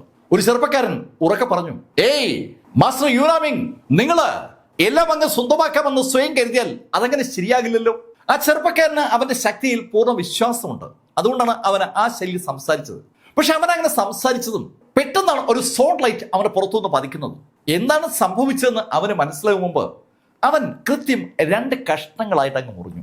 ഈ യൂന മിങ്ങിന്റെ വലതുവശത്തായിട്ട് ഒരു സുന്ദരി നിപ്പുണ്ട്. അവളുടെ കയ്യിലെ വാള് ഒന്ന് അനങ്ങിയപ്പോഴാണ് ആ ചെറുപ്പക്കാരൻ 2 കഷ്ണമായത്. ആ ചെറുപ്പക്കാരൻ 2 കഷ്ണമായി അവിടെ വീണ് കണ്ടതും യൂന മിങ് ആ വലതുവശിക്കുന്ന പെൺകുട്ടികളായി പറഞ്ഞു, ടീന കൊള്ളാം. വലതുവശത്ത് നിൽക്കുന്നത് ടീന മിങ് ആണ്. നീ ഒരു കാര്യം ചെയ്യ്, ആ മാർക്ക് ഫെല്ലറുടെ കയ്യിരിക്കുന്ന ആ ഗ്ലൗ ഇങ്ങ് വാങ്ങിരും. അങ്ങനെ യൂന മിങ് പറഞ്ഞതും ടീനയും മറ്റൊരു ലേഡിയും സാവധാനം മാർക്കിന് നേരെ നടന്നു. സകല ആളുകളും ആ കാഴ്ച ലേശം വിഷമത്തോടെയാണ് കാണുന്നത്. അവർക്കൊക്കെയും ആ ഗ്ലൗവിൽ താല്പര്യമുണ്ട്. പക്ഷേ അതിശക്തരായ സ്കൈ സെക്ഷനാണ് അവിടെ എത്തിയിരിക്കുന്നത്. സ്കൈ സെക്ഷന്റെ ആളുകൾ മാത്രം അവിടെ എത്തിയിരുന്നെങ്കിൽ പ്രശ്നമില്ല. ഇത് സ്കൈ സെക്ഷന്റെ സെക്ഷൻ മാസ്റ്റർ, പാലസ് മാസ്റ്റർ സാക്ഷാൽ യൂന മിങ് തന്നെ എത്തിയിരിക്കുകയാണ്. അവരോട് ഉടക്കാൻ പറ്റില്ല. അതിൻ്റെതായ ഒരു വിഷമം സകല ആളുകൾക്കുമുണ്ട്. സ്വാഭാവികമായിട്ടും ആ വിഷമം നാൻകോങ്ങിനുമുണ്ട്. നാൻകോങ് മിസ്റ്റീരിയസ് ഡാർക്ക് സെക്ഷന്റെ ഭാഗമായിട്ടുള്ള യോദ്ധാവാണ്. അവൻ ഒരു ചാൻസ് തങ്ങൾക്ക് കിട്ടുമെന്ന് കരുതിയപ്പോഴാണ് തികച്ചും അപ്രതീക്ഷിതമായി ഈ സ്കൈ സെക്ഷൻകാര് സ്ഥലത്തെത്തിയത്. നാൻകോങ്ങും കൂട്ടരും അങ്ങനെ അമ്പരന്ന് നിൽക്കുമ്പോൾ ടീനയും വേറൊരു പെങ്കൊച്ചും മാർക്കിന്റെ അടുത്തേക്ക് വന്നു. അവര് മാർക്കിന്റെ അടുത്തേക്ക് എത്തിയ ആ നിമിഷത്തിൽ മാർക്ക് ഫെല്ലർ കൈ പിന്നെയും ഒന്ന് ഉയർത്തി. ആ നിമിഷത്തിൽ നേരത്തെ സംഭവിച്ച അതേ കാര്യം അവിടെ ഒന്നുകൂടെ സംഭവിച്ചു. മാർക്കിന്റെ പുറകിൽ നിന്ന് ആ ലാവ പൊങ്ങി വന്ന് മാർക്കിന്റെ മുകളിൽ കൂടി ആ 2 സ്ത്രീകളുടെയും പുറത്തേക്ക് വീണു. ആ നിമിഷത്തിൽ ആ 2 യുവതികളും എരിഞ്ഞ് വെറും ഗ്യാസായി മാറി. ശരിക്കും ആവിയായി ആ സ്ത്രീകൾ അങ്ങനെ മാറിയപ്പോ ഞെട്ടിയത് യൂന മിങ് കൂടിയാണ്. യൂനയ്ക്ക് ആ ഞെട്ടൽ മാറാൻ അധികം സമയമൊന്നും വേണ്ടി വന്നില്ല. യൂന ശരിക്കും ദേഷ്യം കൊണ്ട് അലറി, മാർക്ക് ഫെല്ലർ, നീ എന്താ കാണിച്ചെന്നറിയാവോ? നീ എന്റെ ടീനെ കൊന്നുവല്ലേ? മാർക്ക്, നിന്നെ ഞാൻ അവസാനിപ്പിക്കാൻ പോവുകയാണ്. യൂന മിങ് അങ്ങനെ പറഞ്ഞതും മാർക്ക് തന്റെ കയ്യിലെ ഗ്ലൗ അങ്ങ് ഊരി. എന്നിട്ട് അയാൾ ഒരൊറ്റ ഏറി അവിടെ കൂടി നിൽക്കുന്ന ആ കൾട്ടിവേറ്റേഴ്സിന്റെ ഇടയിലേക്കാണ് മാർക്ക് ഫെല്ലർ ആ ഗ്ലൗ വലിച്ചെറിഞ്ഞത്. മാർക്ക് യൂന മിങ്ങിനോട് പറഞ്ഞു, നിങ്ങൾക്ക് വേണ്ടത് ഗ്ലൗ അല്ലേ, എടുത്തു നിങ്ങൾ. ആ കൾട്ടിവേറ്റേഴ്സിന്റെ ഇടയിലേക്ക് മാർക്ക് ഫെല്ലർ ആ ഗ്ലൗ വലിച്ചെറിഞ്ഞതും എല്ലാ ഭാഗത്ത് നിൽക്കുന്ന കൾട്ടിവേറ്റേഴ്സ് ആ ഗ്ലൗവിന് നേരെ ഒരൊറ്റ ഓട്ടം. ആ ഗ്ലൗവിന് നേരെ ആ കൾട്ടിവേറ്റേഴ്സ് ഓടി വരുമ്പോ യൂന മിങ് മാർക്കിനൊന്ന് നോക്കിയിട്ട് കൈ ഒന്ന് അനക്കി.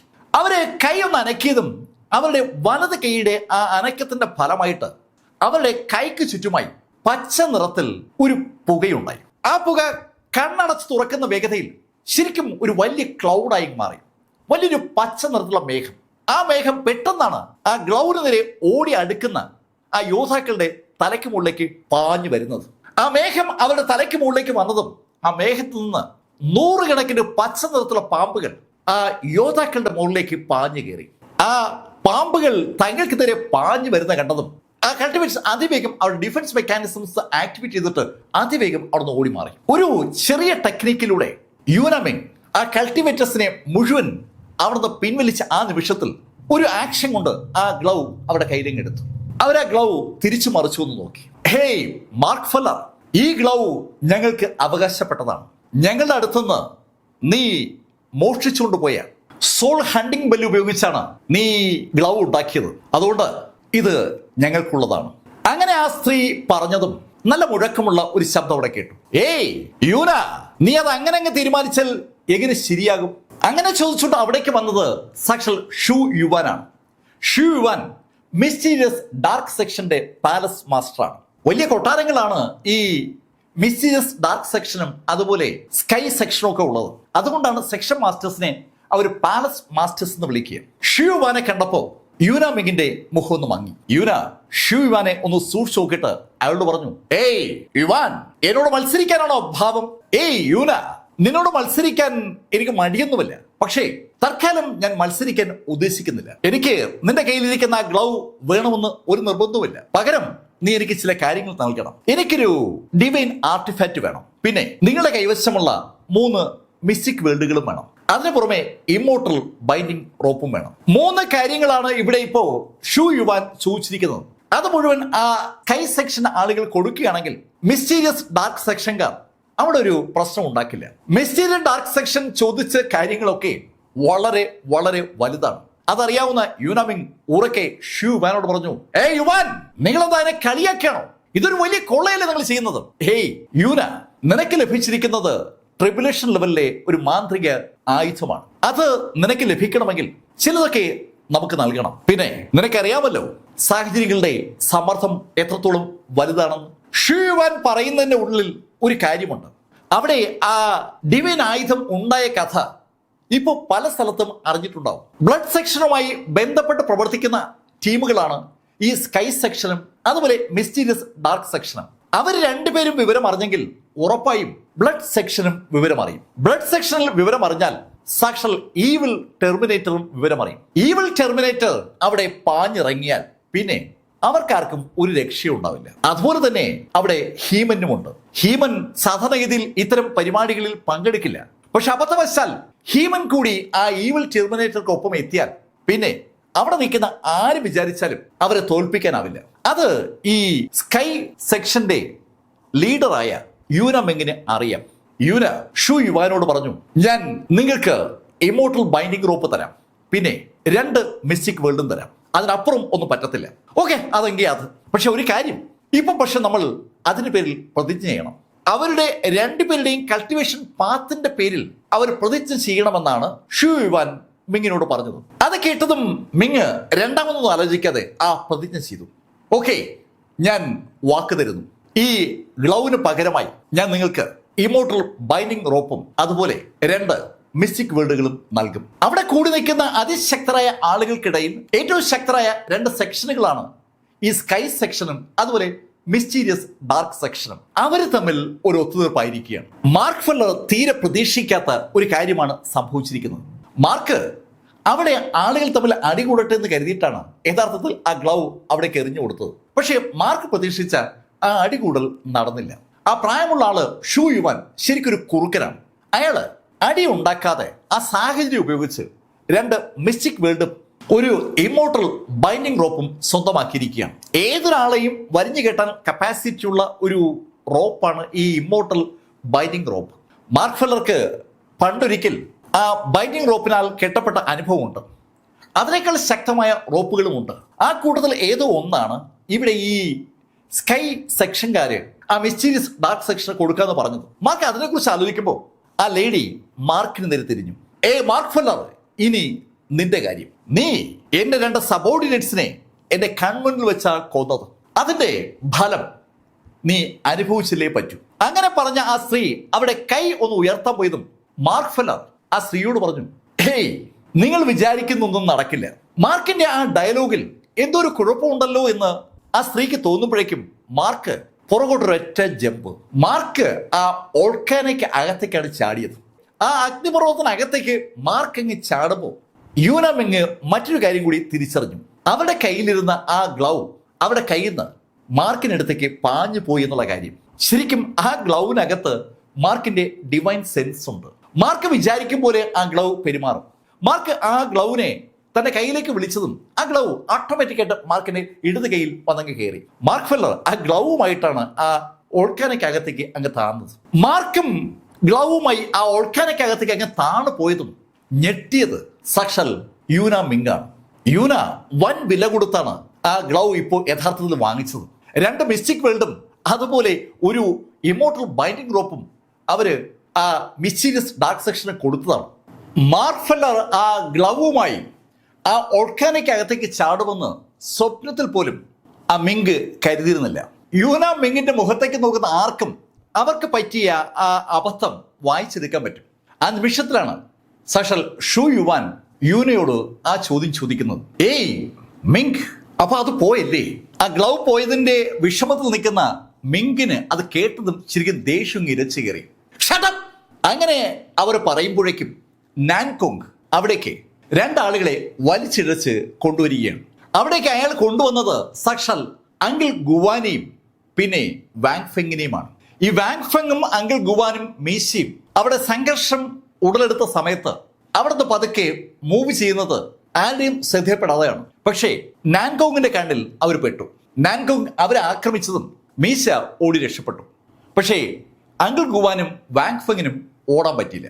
അവരെ 2 പേരെയും പിടികൂടിയ നാൻകോങ് അവരെ ആ യൂന മിങ്ങിന്റെ മുന്നിൽ എത്തിച്ചു.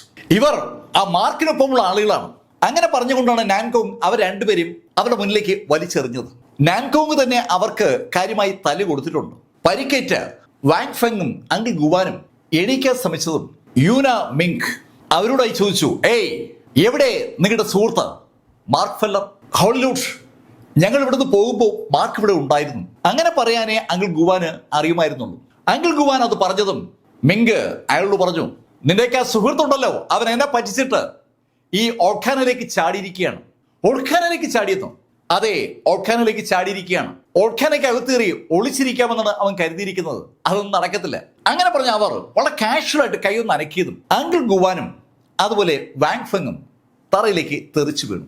2 പേരുടെയും ബോഡിക്ക് സിവിയറായ പരിക്ക് പറ്റുകയും ചെയ്തു. അവർ 2 പേരെയും ഒന്ന് സൂക്ഷിച്ചു നോക്കിയിട്ട് സ്കൈ സെക്ഷന്റെ ആ സെക്ഷൻ മാസ്റ്റർ യൂന മിങ് അവളുടെ കൂടെയുള്ള ആളുകളോട് പറഞ്ഞു, ഇവർ 2 പേരെയും സൂക്ഷിക്കുക. ആ മാർക്ക് നമുക്ക് ആ ഗ്ലൗ തിരിച്ചു തന്നില്ലെങ്കിൽ ഇവർ 2 പേരെയും ജീവനോടെ ആ ഓൾക്കാനിലേക്ക് വലിച്ചെറിയണം. അങ്ങനെ മിങ് പറഞ്ഞതും നാൻകോങ് ഉറക്കെ അവരോട് പറഞ്ഞു, എനിക്ക് തോന്നുന്നത് മാർക്കിന് ആ ഓൾക്കാനയ്ക്കകത്ത് പിടിച്ചു നിൽക്കാൻ പറ്റില്ലെന്നാണ്. അവൻ എന്തായാലും തട്ടിപ്പോവും. അങ്ങനെ തട്ടിപ്പോയാൽ ആ ഗ്ലൗ ചിലപ്പോ പുറത്തേക്ക് വരാൻ സാധ്യതയുണ്ട്. നാൻകോങ് വെറുതെ ഡയലോഗ് പറഞ്ഞതല്ല, സകലതും കേൾക്കാൻ വേണ്ടി മനഃപൂർവ്വം നാൻകോങ് ആ ഡയലോഗ് പറഞ്ഞതാണ്. അത് ആ മിങ്കിന് മനസ്സിലായി. അവിടെ ഒരുപാട് കൾട്ടിവേറ്റേഴ്സ് ഉണ്ട്. അവരൊക്കെ ആ ഗ്ലൗ നഷ്ടപ്പെട്ടു പോയ സാഹചര്യത്തിൽ അവിടുന്ന് പിന്മാറാൻ തുടങ്ങിയ ആ നിമിഷത്തിലാണ് നാൻകോങ് വളരെ കാഷ്വലായി ആ ഡയലോഗ് പറഞ്ഞത്. ആ ഡയലോഗിന്റെ അർത്ഥം അവർക്ക് എല്ലാവർക്കും മനസ്സിലായി. മാർക്കിന്റെ കയ്യിലുള്ള ആ ഗ്ലൗ ഒരു ഡിവൈൻ സെൻസ് ഉള്ള ഗ്ലൗ ആണ്. മാർക്ക് ആ ലാവയിൽ വെന്തെരിഞ്ഞു പോകുമ്പോൾ ആ ഗ്ലൗ ഉറപ്പായും മുകളിലേക്ക് പൊങ്ങി വരും. ആ ഗ്ലൗവിന് അവിടുത്തെ തീ നിയന്ത്രിക്കാനുള്ള കപ്പാസിറ്റി എന്തായാലും ഉണ്ടാവും. ആ ലാവയിലാണല്ലോ ആ ഗ്ലൗ ഉണ്ടാക്കിയത്. ആ ഒരു ചിന്ത എല്ലാ ആളുകളിലും ഉണ്ട്. നാൻകോങ് പറഞ്ഞത് കേട്ടപ്പോൾ ഷു യുവാന്റെ മുഖത്ത് ഒരു പുഞ്ചിരി വിരിഞ്ഞു. ഷു യുവാന്റെ ആ മിസ്റ്റീരിയസ് ഡാർക്ക് സെക്ഷൻ ഈ വിഷയത്തിൽ ഇടപെടില്ല എന്ന് നേരത്തെ തന്നെ പറഞ്ഞതാണ്. അവരതുകൊണ്ട് കുറച്ച് പുറകോട്ട് മാറി നിൽക്കുകയാണ്. സമയം അവിടെ ആ കരയിൽ അതിവേഗം കടന്നു പോകുമ്പോൾ അവിടെ ആ ഓൾക്കാനയ്ക്കകത്ത് മാർക്ക് ഫെല്ലർ അങ്ങനെ താന്ന് വരികയാണ്. മാർക്കിന്റെ ചുറ്റും ആ സെയിൻറ്റ്ലി ബോഡി ടെക്നിക്ക് ഉണ്ട്. പക്ഷെ ആ ബോഡി ടെക്നിക്കൊക്കെ മാർക്ക് താഴോട്ട് താന്നു തുടങ്ങിയപ്പോൾ പതുക്കെ അങ്ങ് ഇല്ലാതാവുകയാണ്. മാർക്കിന്റെ ബോഡി അല്ലെങ്കിൽ തന്നെ ആകെ വിണ്ട് കയറിയിരിക്കുകയാണ്. തൊലി തന്നെ പറ്റിയിരിക്കുന്നത് ആൾക്കാർക്ക് കാണാമായിരുന്നു. ആ മാർക്കാണ് ഇപ്പോൾ തീയിലേക്ക് വീണിരിക്കുന്നത്. ശരിക്കും തിളച്ചു മറിയുന്ന ആ ലാവയ്ക്കുള്ളിലേക്ക് മാർക്ക് ഇങ്ങനെ ആഴ്ന്നു പോകുമ്പോൾ മാർക്കിന്റെ ആ ഗ്ലൗ ഒന്ന് പ്രകാശിച്ചു. ആ പ്രകാശം പെട്ടെന്ന് മാർക്കിനെ ഇങ്ങനെ കവർ ചെയ്തു. ആ കവറിനകത്താണ് ഇപ്പൊ മാർക്കുള്ളത്. പക്ഷെ മാർക്ക് താഴോട്ട് താന്നു പോവുകയാണ്. താഴോട്ട് താന്നു പോകുന്നതനുസരിച്ച് മാർക്കിന് അനുഭവപ്പെടുന്ന പ്രഷറും ചൂടും ഒക്കെ കൂടി വരികയാണ്. പക്ഷെ നേരത്തെ അനുഭവപ്പെട്ട ആ ഡീമൺ ബീസ്റ്റിന്റെ ആ ഡിവൈൻ സെൻസ് കൊണ്ടുള്ള അറ്റാക്ക് മാത്രം മാർക്കിന് ഫീൽ ചെയ്യുന്നില്ല.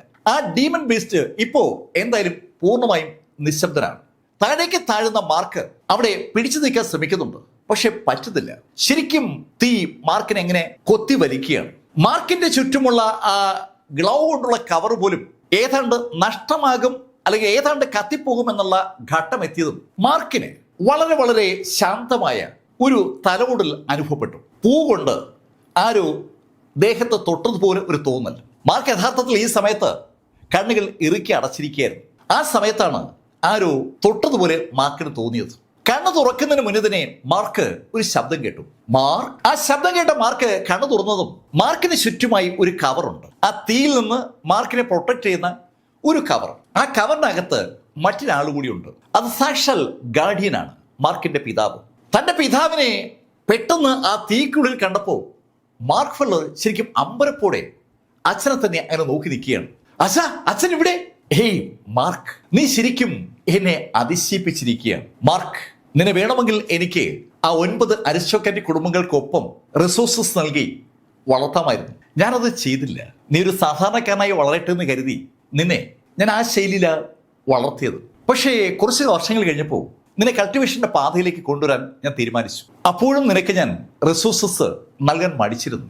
മാർക്ക്, നീ എന്നെ ഇപ്പൊ ശരിക്കും അത്ഭുതപ്പെടുത്തുകയും അതിശയിപ്പിക്കുകയും ചെയ്യുകയാണ്. മാർക്ക്, നീ ഇപ്പൊ എത്തിച്ചേർന്നിരിക്കുന്ന ഈ ലെവലിൽ ഞാനാണ് നിന്നെപ്പോലെ ശ്രമിച്ചിരുന്നെങ്കിൽ ഒരിക്കലും എത്തുമായിരുന്നില്ല. നീ എന്റെ എല്ലാ പ്രതീക്ഷകൾക്കും അപ്പുറത്തേക്ക് വളർന്നിരിക്കുകയാണ്. ഗാർഡിയൻ മാർക്കിന്റെ പിതാവ് അങ്ങനെ പറഞ്ഞപ്പോൾ മാർക്കിന് എന്തെന്നല്ലാത്ത സന്തോഷം. ഇതിനു മുമ്പ് മാർക്കിന്റെ പിതാവിനെ കാണുമ്പോൾ ഈ ഒരു ഭാവമല്ല അദ്ദേഹത്തിന് ഉണ്ടായിരുന്നത്. ഇപ്പോ അതെല്ലാം മാറി. ഇപ്പോ ശരിക്കും ഒരു പിതാവിന്റെ എല്ലാ ഭാവത്തോടുകയാണ് ഗാർഡിയൻ മാർക്കോട് സംസാരിക്കുന്നത്. അദ്ദേഹത്തിന്റെ ആ വെളുത്ത വസ്ത്രവും ആ വെളുത്ത താടിയും മാർക്കിന്റെ പോലുള്ള ആ ബോഡിയൊക്കെ കൗതുകത്തോടെ മാർക്ക് നോക്കുമ്പോൾ മാർക്കിന്റെ പിതാവ് മാർക്കിനോട് പറഞ്ഞു, മാർക്ക്, എനിക്ക് ഇനി വേറെ ഒന്നും നിനക്ക് വേണ്ടി ചെയ്യാനാവില്ല. അങ്ങനെ പറഞ്ഞുകൊണ്ട് മാർക്കിന്റെ പിതാവ് കൈയൊന്ന് അനക്കിയതും അനവധി ചെറു പുഷ്പങ്ങൾ മാർക്കിന്റെ പുറത്തുനിന്ന് തൊട്ടു. ആ ലാവയ്ക്കകത്ത് പ്രത്യേകം ക്രിയേറ്റ് ചെയ്യപ്പെട്ട ആ കവറിനുള്ളിൽ ആ പൂക്കൾ മാർക്കിന്റെ ബോഡിയിൽ അങ്ങനെ തൊടുമ്പോൾ മാർക്കിന്റെ ബോഡിയിൽ വൻ ചേഞ്ചസ് വരികയാണ്. മാർക്കിന്റെ ബോഡിയിൽ സകല എല്ലുകളും തെളിഞ്ഞു കാണത്തക്ക രീതിയിലാണ് മാർക്ക് അവിടെ നിന്നിരുന്നത്. മാർക്കിന്റെ ബോഡി പെട്ടെന്നാണ് മാറ്റങ്ങൾക്ക് വിധേയമായത്. ആ ബോഡിയിലെ ചത പതുക്കെ പതുക്കെ തിരിച്ചു തുടങ്ങി. കണ്ണടച്ചുറക്കുന്ന വേഗതയിൽ മാർക്കിന്റെ ബോഡി പൂർവ്വസ്ഥിതിയിലേക്ക് ആവുകയാണ്. മാർക്ക് കൗതുകത്തോടെ തന്റെ കയ്യിലും കാലിലും വരുന്ന മാറ്റങ്ങൾ നോക്കുമ്പോഴേക്കും മാർക്കിനെ തന്നെ സൂക്ഷിച്ച് നോക്കി നിൽക്കുകയാണ് മാർക്കിന്റെ പിതാവ്. അദ്ദേഹത്തിന്റെ ചുണ്ടിൽ ഒരു പുഞ്ചിരിയുണ്ട്. ആ നിമിഷത്തിലാണ് മാർക്ക് ഫെല്ലർ മറ്റൊരു കാഴ്ച കാണുന്നത്. അങ്ങ് അകലെയായി മാർക്ക് ആ ലാവയ്ക്കുള്ളിലൂടെ ഒരു ആകാശത്തെ കാണുകയാണ്. ശരിക്കും ആ ലാവയ്ക്കുള്ളിലൂടെ അങ്ങനെ ഒരു കാഴ്ച കാണാൻ പറ്റുന്നതല്ല. പക്ഷെ പെട്ടെന്ന് ആ കാഴ്ച മാർക്കിന് ദൃശ്യമായി. ആ ആകാശം രണ്ടായി പിളർക്കപ്പെടുകയാണ്. പിളർക്കപ്പെട്ട ആകാശത്ത് ശരിക്കും സുവർണ പ്രകാശത്തിൽ കുളിച്ചു നിൽക്കുന്ന ഒരു യോദ്ധാവിനെ മാർക്ക് കണ്ടു. കണ്ടാൽ ഗോഡ് ഓഫ് വാർ എന്ന് വിളിച്ചു പോകുന്ന ശൈലിയിലുള്ള ഒരു രൂപം. ആ രൂപം ആകാശത്ത് നിന്ന് താഴെ ആ ഒൾഖാനയിലുള്ള മാർക്കിന്റെ പിതാവിനെ തന്നെ സൂക്ഷിച്ചു നോക്കുകയാണ്. പെട്ടെന്ന് മുഴങ്ങുന്ന ഒരു ശബ്ദം മാർക്ക് കേട്ടു. ഗാർഡിയൻ, നിങ്ങൾ അതിരുകൾ ലംഘിച്ചിരിക്കുന്നു. അതിരുകൾ ലംഘിച്ചാലുള്ള ശിക്ഷ നിനക്കറിയാമല്ലോ. അങ്ങനെ അദ്ദേഹം ചോദിക്കുമ്പോൾ മാർക്കിന്റെ പിതാവ് മാർക്കിനോട് പറഞ്ഞു, മാർക്ക്, നമ്മൾ തമ്മിൽ ഇനി കണ്ടുമുട്ടുക അസാധ്യമാണ്. നിനക്ക് എല്ലാവിധ നന്മകളും ഉണ്ടാകും. അങ്ങനെ മാർക്കിന്റെ പിതാവ് പറഞ്ഞതും അദ്ദേഹം ഒരു സുവർണ പ്രകാശമായി മാറി. ആ സുവർണ പ്രകാശം മാർക്കിന് ചുറ്റുമുള്ള കവറിനകത്ത് ഒന്ന് കറങ്ങി പെട്ടെന്ന് മാർക്കിലങ്ങ് ലയിച്ചു. മാർക്കിന് ഉള്ളിലേക്ക് മാർക്കിന്റെ പിതാവ് അങ്ങ് ലയിച്ചു ചേരുകയാണ്. പെട്ടെന്നാണ് മാർക്കിന് ചുറ്റുമുള്ള ആ കവർ അങ്ങ് മാറിയത്. ഇപ്പോ ശക്തമായ ആ ചൂടിൽ മാർക്ക് നിൽക്കുകയാണ്. പക്ഷെ മാർക്കിന്റെ ബോഡിക്ക് ഒന്നും സംഭവിക്കുന്നില്ല. മാർക്കിന്റെ ബോഡി ആ ചൂട് ഏറ്റുവാങ്ങിക്കൊണ്ടിരിക്കുകയാണ്. ആ ചൂട് മാർക്കിന്റെ എൻറ്റയർ ബോഡിപ്പുറത്തും അങ്ങനെ സ്പർശിക്കുമ്പോൾ മാർക്കിന്റെ ആ ബോഡി കൂടുതൽ കൂടുതൽ കട്ടിയാകുന്നത് പോലെ മാർക്കിന് തോന്നി. അൺബിലീവബിൾ ആയിട്ടുള്ള ഒരു പവർ മാർക്കിന്റെ ബോഡിയിലേക്ക് അങ്ങനെ വരികയാണ്. ആ പവർ അങ്ങനെ കൂടിക്കൂടി വരുമ്പോൾ സമയം അങ്ങനെ പോവുകയാണ്. ഈ സമയത്താണ് അവിടെ മീശ മടങ്ങിയെത്തുന്നത്. മീശ മടങ്ങിയെത്തുമ്പോൾ മീശയ്ക്കൊപ്പം സാക്ഷാൽ ജൂ ഉണ്ട്. മാർക്ക് ഫെല്ലർ ആവശ്യപ്പെട്ട അനുസരിച്ച് ആ ഓൾഖാനയുടെ അടുത്തുനിന്ന് അങ്കിൾ ഗുവാനെയും വാങ് ഫെങ്ങിനെയും കൊണ്ട് മീശ നടന്നു മാറുമ്പോഴാണ് നാൻകോങ് അവരെ ആക്രമിച്ചത്. നാൻകോങ്ങിന്റെ ആക്രമണത്തിൽ നിന്ന് രക്ഷപ്പെട്ട മീശ അവിടുന്ന് ഓടി രക്ഷപ്പെട്ടിട്ട് ജൂവിനെ കോണ്ടാക്ട് ചെയ്യായിരുന്നു. ജൂവിനെ കോണ്ടാക്ട് ചെയ്ത മീശ കാര്യം പറഞ്ഞതും ജൂ ആ നിമിഷം തന്നെ ടെലിപ്പോർട്ടേഷൻ പ്ലാറ്റ്ഫോമിലൂടെ അവിടെ ആ യൂണിക്കോൺ കോണ്ടിനെന്റിൽ എത്തിയതാണ്. യൂണിക്കോൺ കോണ്ടിനെന്റിൽ എത്തിയ ജൂ മീശയ്ക്കൊപ്പം അതിവേഗം ആ ഓൾഖാനയുടെ സ്ഥലത്തേക്ക് വന്നു. അവർ ആ ഓൾഖാനയുടെ സ്ഥലത്ത് വരുമ്പോൾ മാർക്ക് ഫെല്ലർ ആ ഓൾഖാനയിലേക്ക് ചാടിയിട്ട് 3 ദിവസങ്ങളായിട്ടുണ്ട്. 3 ദിവസമായിട്ടും മാർക്ക് കൊണ്ടുപോയ ആ ഗ്ലൗ കിട്ടാതായതോടുകൂടി ആ ലേഡിയുടെ ദേഷ്യം വർദ്ധിച്ചിരുന്നു. ദേഷ്യം വന്ന യൂന മോങ്ക് ആ വാങ് ഫെങ്ങിനെയും അതുപോലെ അങ്കിൾ ഗുവാനെയും അവസാനിപ്പിക്കാനുള്ള ഒരു തീരുമാനത്തിലായിരുന്നു. വാങ് ഫെങ്ങിനെയും അങ്കിൾ ഗുവാനെയും ഒന്ന് നോക്കിയിട്ട് ആ സ്ത്രീ കൈ ഒന്ന് ഉയർത്തി താഴ്ത്തിയതും ശക്തമായൊരു പ്രകാശം അങ്കിൾ ഗുവാന്റെ കാൽപാദത്തിൽ പതിഞ്ഞു. ആ നിമിഷത്തിൽ ആ കാൽപാദം അറ്റുപോയി. അയാൾ അലറി കരയുമ്പോഴാണ് യഥാർത്ഥത്തിൽ അവിടേക്ക് ജൂ വന്ന് ചാടുന്നത്. ജൂ ആ കാഴ്ച കണ്ടു. ജൂ അലറിക്കൊണ്ട് മുന്നോട്ട് ഒരൊറ്റ കുതിപ്പ്. ഏയ്, നീ എന്താ ചെയ്യുന്നത്? അങ്ങനെ ചോദിച്ചുകൊണ്ട് മുന്നോട്ട് കുതിച്ച് ജൂ സകല ദേഷ്യവും കയ്യിലേക്ക് കൊണ്ടുവന്ന് ഒരൊറ്റ ഇടി. ജൂ ആഞ്ഞിടിച്ചത് സാക്ഷാൽ യൂന മോങ്കിനെയാണ്. യൂന മോങ് ഒരു 8th ലെവൽ ട്രൂ സെയിന്റും ജൂ 4th ലെവൽ ട്രൂ സെയിന്റുമാണ്. ഒരു 4th ലെവലുകാരിയുടെ കപ്പാസിറ്റി അത്രയ്ക്ക് ഇത്രയും ഉണ്ടാവും. അവർ ആഞ്ഞടിച്ചിട്ടും ആ യൂന മിങ്കിന് ഒരു കുഴപ്പമില്ല. അവര് ശരിക്കും കൂളായി നിൽക്കുകയാണ്. അവർ ജൂ ഇടിച്ച സ്ഥലത്ത് ആ പൊടി ഇങ്ങനെ തട്ടിക്കളഞ്ഞിട്ട് ജൂനും നോക്കി ജൂനോട് ചോദിച്ചു, ഏയ് ആരാ നീ? ഏയ്, വീണ്ടും അലറിക്കൊണ്ട് ജൂ ചാടി ഉയർന്ന് അവർ ഇടിച്ചു തുടങ്ങി. ഒരു ഇടിയല്ല, അനവധി തവണയാണ് ജൂ ആ ലേഡിയെ ഇടിച്ചത്. കുറെ നേരം ജൂ അവരെ പുറത്തിടിച്ചപ്പോ ഇത്രയും നേരം കൗതുകത്തോടെ ആ ഇടി ഏറ്റ ജൂന മിങ് അവരുടെ കൈ ഒന്ന് ഉയർത്തി വെറുതെ കാഷ്വലായിട്ട് ഒന്ന് വീശിയതും ജൂ ആ സ്ഥലത്ത് നിന്ന് ഒരുപാട് ദൂരേക്ക് തെറിച്ചു വീണു. ശരിക്കും ഒരു പന്തൽ ഒരു വെറുതെ തട്ടു കൊടുക്കും പോലെ ജൂവിനെ അവരും തട്ടിയെന്ന് പറയാം. ജൂവിനെ മൈൻഡ് ചെയ്യാതെ തറയിൽ കിടക്കുന്ന വാങ് ഫെങ്ങിനെയും അതുപോലെ അങ്കിൾ ഗുവാനെയും നോക്കിയിട്ട് ആ മിങ് തന്റെ കൂടെയുള്ള ആളുകളോട് പറഞ്ഞു, ഇവർ രണ്ടുപേരും വെട്ടിയെരിഞ്ഞ് ആ ഓൾക്കാനിലേക്ക് ഇട്ടേക്ക്. ഇനി ഇവരുടെ കൂട്ടത്തിൽ വേറെ ആരെങ്കിലും ഉണ്ടെങ്കിൽ അവരെയും കൂടി അങ്ങനെ വെട്ടിയെരി. അത് കേട്ട മീശ ഒന്ന് പരിങ്ങി. മീശ അറിയാതെ മനസ്സിൽ പറഞ്ഞു പോവായിരുന്നു, ഷേ, ഇവിടേക്ക് വന്നത് അബദ്ധമായല്ലോ. അങ്ങനെ മീശ പറയുമ്പോഴേക്കും ഈ മിങ്ങിന്റെ കൂടെയുള്ള ആളുകൾ അതിശക്തമായൊരു പ്രഹരം മീശയ്ക്ക് കൊടുത്തു. മീശയും തെറിച്ച് ദൂരേക്ക് വീണു. മീശ പ്രതീക്ഷിക്കാത്ത സമയത്താണ് ആ അറ്റാക്ക് ഉണ്ടായത്. മീശയ്ക്ക് അവിടെ നിന്ന് രക്ഷപ്പെടാനുള്ള പഴുതൊക്കെ അറിയാം. പക്ഷേ മീശയ്ക്ക് ഒപ്പമുള്ള ആ മൂവരും പെട്ടുപോകുമോലോ എന്നൊരു തോന്നൽ മീശയ്ക്കുണ്ട്. എന്ത് ചെയ്യണമെന്നറിയാതെ മീശ അന്തമിട്ട് നിൽക്കുമ്പോൾ സാക്ഷാൽ ജൂ ആ വീണ സ്ഥലത്തു നിന്ന് പിന്നെയും മുന്നോട്ട് കുതിച്ചിരുന്നു. മുന്നോട്ട് കുതിച്ച ജൂ അമ്പരപ്പിക്കുന്ന വേഗതയിൽ ആ മിങ്ങിനടുത്തെയും ചാടി ഉയർന്ന് മിങ്ങിന്റെ കവിളിൽ ആഞ്ഞൊരൊറ്റ ആടിയടിക്കുകയും ചെയ്തു. സ്കൈ സെക്ഷന്റെ പാലസ് മാസ്റ്റർ യൂന മിങ് ആ മേഖലയിൽ അറിയപ്പെടുന്ന ഒരു കഥാപാത്രമാണ്. അവരുടെ കവിളിലാണ് പരസ്യമായിട്ട് ജൂ ആഞ്ഞടിച്ചത്. ആ അടി അവർക്ക് ഒരു വിഷയമല്ല. പക്ഷേ ആ നാണക്കേട് ആ സ്ത്രീക്ക് വല്ലതങ്ങ് ഫീൽ ചെയ്തു. അവരുടെ കവിളിൽ അടിക്കാൻ ഈ പ്രപഞ്ചത്തിൽ ആരും ധൈര്യം കാണിക്കില്ല. പക്ഷെ അതാ ഇവിടെ സംഭവിച്ചിരിക്കുന്നത്. ആ അടി സ്വാഭാവികമായും ഷൂ യുവാനും അതുപോലെ നാൻകുക്കെ കണ്ടു. സകല യോദ്ധാക്കൾക്കും വല്ലാത്തൊരു അമ്പരപ്പ്. സ്കൈ സെക്ഷന്റെ ആ സെക്ഷൻ മാസ്റ്റർ ശരിക്കും ഒരു ലെജൻഡാണ്. 8th ലെവലിലെ ആ ട്രൂ സെയിന്റിനെ ഇത് ഒരു 4th ലെവലുകാരി കവിളിൽ ആഞ്ഞടിച്ചിരിക്കുന്നു. ദേഷ്യം കൊണ്ട് വിറച്ച മിങ്ക് ഉറക്കെ അവരുടെ കൂടെയുള്ള ആളുകളോട് പറഞ്ഞു, ഇവിടെ ഇപ്പൊ തന്നെ അരിഞ്ഞ് ആ ഓൾഖാനിലേക്ക് തള്ളു. കേൾക്കേണ്ട താമസം അനവധി ഭടന്മാർ ജൂന് നേരെ ഓടിയെത്തി. ജൂ ഒരു 4th ലെവൽ ട്രൂ സെയിന്റ് ആണ്. ഓടിയെത്തുന്ന ആളുകളൊക്കെ ഈ 4th ലെവലും 3rd ലെവലും 5th ലെവലും ഒക്കെ തന്നെയാണ്. അതുകൊണ്ട് തന്നെ ആ ടീമിനെ നേരിടുക എന്ന് പറഞ്ഞാൽ അതത്ര എളുപ്പമുള്ള കാര്യമല്ല. മീശയ്ക്ക് ജൂവിനെ സഹായിക്കാൻ പറ്റാത്ത സാഹചര്യമാണ്. അതുപോലെ തന്നെയാണ് വാങ് ഫെങ്ങും അങ്കിൾ ഗുവാനും. ആ 4 സംഘം ശരിക്കും പെട്ടതുപോലെയാണ്. ജൂവിനെ വളഞ്ഞ ആ ട്രൂ സെയിന്റുകളിൽ ഒരാൾ തന്റെ വാൾ ഒന്ന് ഊരിയിട്ട് ആകാശത്തേക്ക് ജമ്പ് ചെയ്ത് ഒരൊറ്റ വെട്ട്. ആ വെട്ട് ജൂവിന്റെ പുറത്ത് തൊട്ടില്ല എന്നായതും ആ വാള് പെട്ടെന്ന് ചെറു കഷ്ണങ്ങളായി അങ്ങ് പൊടിഞ്ഞു. എന്താണ് സംഭവിച്ചതെന്ന് ആർക്കും ഒരു പിടിയില്ല. പക്ഷേ ആ വാള് പിടിച്ചിരുന്ന ആള് ശുദ്ധശൂന്യതയിൽ ലയിച്ച് ഇല്ലാതാകുന്ന കാഴ്ച പലരും കണ്ടു. അയാള് നിന്ന സ്ഥലത്ത് ഇപ്പോ നല്ല തിളയ്ക്കുന്ന ലാവയാണ് ഉള്ളത്. അമ്പരപ്പോടെ ആളുകൾ ആ കാഴ്ചയിലേക്ക് നോക്കിയ അതേ നിമിഷത്തിൽ അവരുടെ കണ്ണുകൾ ആ ഓൾക്കാനയുടെ പുറത്ത് നിൽക്കുന്ന സാക്ഷാൽ മാർക്ക് ഫെല്ലറെ കാണുകയും ചെയ്തു. മാർക്ക് ഫെല്ലർ ഇടത് കൈയിൽ ആ ഗ്ലൗ അണിഞ്ഞിട്ടുണ്ട്. മാർക്ക് ആ ഓൾക്കാനയുടെ പുറത്ത് ശരിക്കും കൂളായിട്ട് അങ്ങനെ നിൽക്കുകയാണ്. ശരിക്കും ഒരു ഗോഡ് ഓഫ് വാർ കാര്യങ്ങൾ കാണുന്ന അതേ ശൈലിയിൽ ആ ഓൾക്കാനയുടെ പുറത്ത് നിൽക്കുന്ന മാർക്കിന് ആ ചൂട് അനുഭവപ്പെടുന്നതേ ഇല്ലെന്ന് അയാളുടെ ആ നിപ്പ് കാണുന്ന ആർക്ക് മനസ്സിലാവും. ശരിക്കും ആ അഗ്നിപർവ്വതത്തിന്റെ മുഖത്ത് ഇങ്ങനെ നിന്നുകൊണ്ട് മാർക്ക് താഴേക്ക് ഇങ്ങനെ നോക്കുകയാണ്. അത് കണ്ടതും ജൂ മാർക്കിനോട് പറഞ്ഞു, മാർക്ക്, നിനക്ക് കുഴപ്പമൊന്നുമില്ലല്ലോ? ഹേയ് ജൂ, കുഴപ്പമൊന്നുമില്ല. അങ്ങനെ പറഞ്ഞിട്ട് മാർക്ക് ഫെല്ലർ ജൂവിനെയും വാങ് ഫെങ്ങിനെയും അങ്കിൾ ഗുവാരെയും മീശയൊക്കെ പെട്ടെന്ന് തന്റെ അടുത്തേക്ക് വലിച്ചടിപ്പിച്ചു. ആ സമയത്ത് മാർക്ക് ഓൾക്കാനയുടെ പുറത്തെത്തുകയും ചെയ്തു. ഇപ്പോ മാർക്കിനൊപ്പമാണ് ആ 4 അംഗ സേന. മാർക്ക് ആ 4 പേരെയും ഒന്ന് നോക്കുമ്പോൾ അതിൽ വാങ് ഫെങ്ങിന്റെ അവസ്ഥ തീരെ പരിതാപകരമാണ്. കൂടുതൽ പരിക്കേറ്റിരിക്കുന്നത് ശരിക്കും വാങ് ഫെങ്ങിനാണ്. മാർക്ക് ഉടൻ തന്നെ അങ്കിൾ ഗുവാന്റെ കയ്യിൽ നിന്ന് ആ സുമാരുറങ്ങി ഇളക്കി വാങ്ങിച്ച് തൻ്റെ കയ്യിലേക്ക് അണിഞ്ഞിട്ട് ആ 4 സംഘത്തെ ആ റിങ്ങിലേക്ക് കയറ്റി. ഇതൊക്കെ അതിവേഗത്തിലാണ് നടക്കുന്നത്. ആ 4 സംഘം പെട്ടെന്ന് അപ്രത്യക്ഷമായത് പലരുടെയും ശ്രദ്ധപ്പെടുകയും ചെയ്തു. മാർക്കിന് എന്തോ മാന്ത്രിക പരിപാടി അറിയാം, അല്ലെങ്കിൽ മാർക്ക് തന്റെ മാന്ത്രിക നിലവറിലേക്ക് അവർ ഒളിപ്പിച്ചതാണ്. അവരുടെയൊക്കെ കയ്യിൽ വലിയ മാന്ത്രിക നിലവറകളുണ്ട്. ഈ സ്കൈ സെക്ഷന്റെ ആ സെക്ഷൻ മാസ്റ്ററുടെ മാന്ത്രിക നിലവറയിൽ ശരിക്കും യുദ്ധ കപ്പലുകൾ വരെ ഉണ്ട്. അത്രയും വലിയ മാന്ത്രിക നിലവറയാണ് അവരുടെ കൈവശമുള്ളത്. മാർക്ക് ആ 4 സംഘത്തെ ഒളിപ്പിച്ചു കണ്ടതും ജൂനമിങ് ഒന്ന് ചിരിച്ചു. മാർക്ക്, നീ ശരിക്കും തിരിച്ചെത്തിയത് നന്നായി. ഞാൻ കരുതി നീ അങ്ങ് തീർന്നു പോകുന്നു.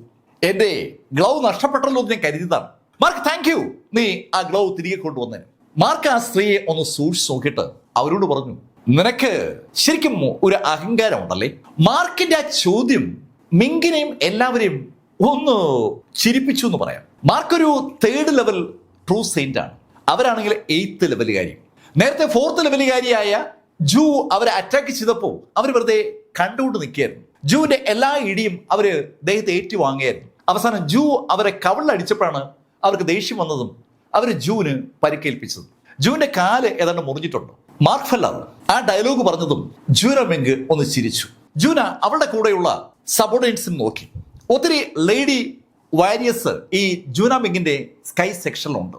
ആ ലേഡി വാരിയേഴ്സിൽ 2 പേർ പെട്ടെന്ന് മാർക്കിന് നേരെ കുതിച്ചു. പക്ഷെ അവര് ഏതരം അടി കുതിച്ചു എന്ന് പറയുന്നതായിരിക്കും ശരി. അവർക്ക് അതിനപ്പുറം മുന്നോട്ട് പോകാൻ പറ്റില്ല. ആ നിമിഷത്തിൽ മാർക്കിന്റെ ഒറ്റ കൈയാക്ഷൻ കൊണ്ട് ആ ഓൾക്കാനയിൽ നിന്ന് ലാവ മുകളിലേക്ക് ജമ്പ് ചെയ്യും ആ ആളുകളുടെ പുറത്ത് പതിക്കുകയും ചെയ്തു. നേരത്തെ മാർക്ക് ആ ഓൾക്കാനയിലേക്ക് ചാടുന്നതിന് മുന്നേ മാർക്ക് കാണിച്ച അതേ ആക്ടിവിറ്റി ഇവിടെ ഇതാ ഒരിക്കൽ കൂടി ആവർത്തിക്കുകയാണ്. ആ 2 സ്ത്രീകളും നിന്ന സ്ഥലത്ത് വെച്ച് അപ്രത്യക്ഷമായി. അവരുടെ പൊടി പോലും കണ്ടുപിടിക്കാനാവാത്ത ശൈലിയിൽ ശരിക്കും അവര് വെന്ത് വെണ്ണീറായി അവസാനം അത് വെറും ഗ്യാസായി മാറുകയും ചെയ്തു. അന്തരീക്ഷത്തിൽ അവർക്ക് ലയിച്ചു ചേർന്നു എന്ന് പറയാം. മാർക്ക് കൊലപ്പെടുത്തിയത് ആ സ്കൈ സെക്ഷനിലെ ശക്തരായ 2 യോദ്ധാക്കളെയാണ്. സ്വാഭാവികമായിട്ടും അത് യൂനമിങ്ങിനെ ദേഷ്യപ്പെടുത്തി. യൂന ഒന്ന് അലറി. അത് കണ്ടതും യൂഷുവാൻ നാൻകോങ്ങിനെ ഉൾപ്പെടെ പുറകോട്ട് മാറ്റി.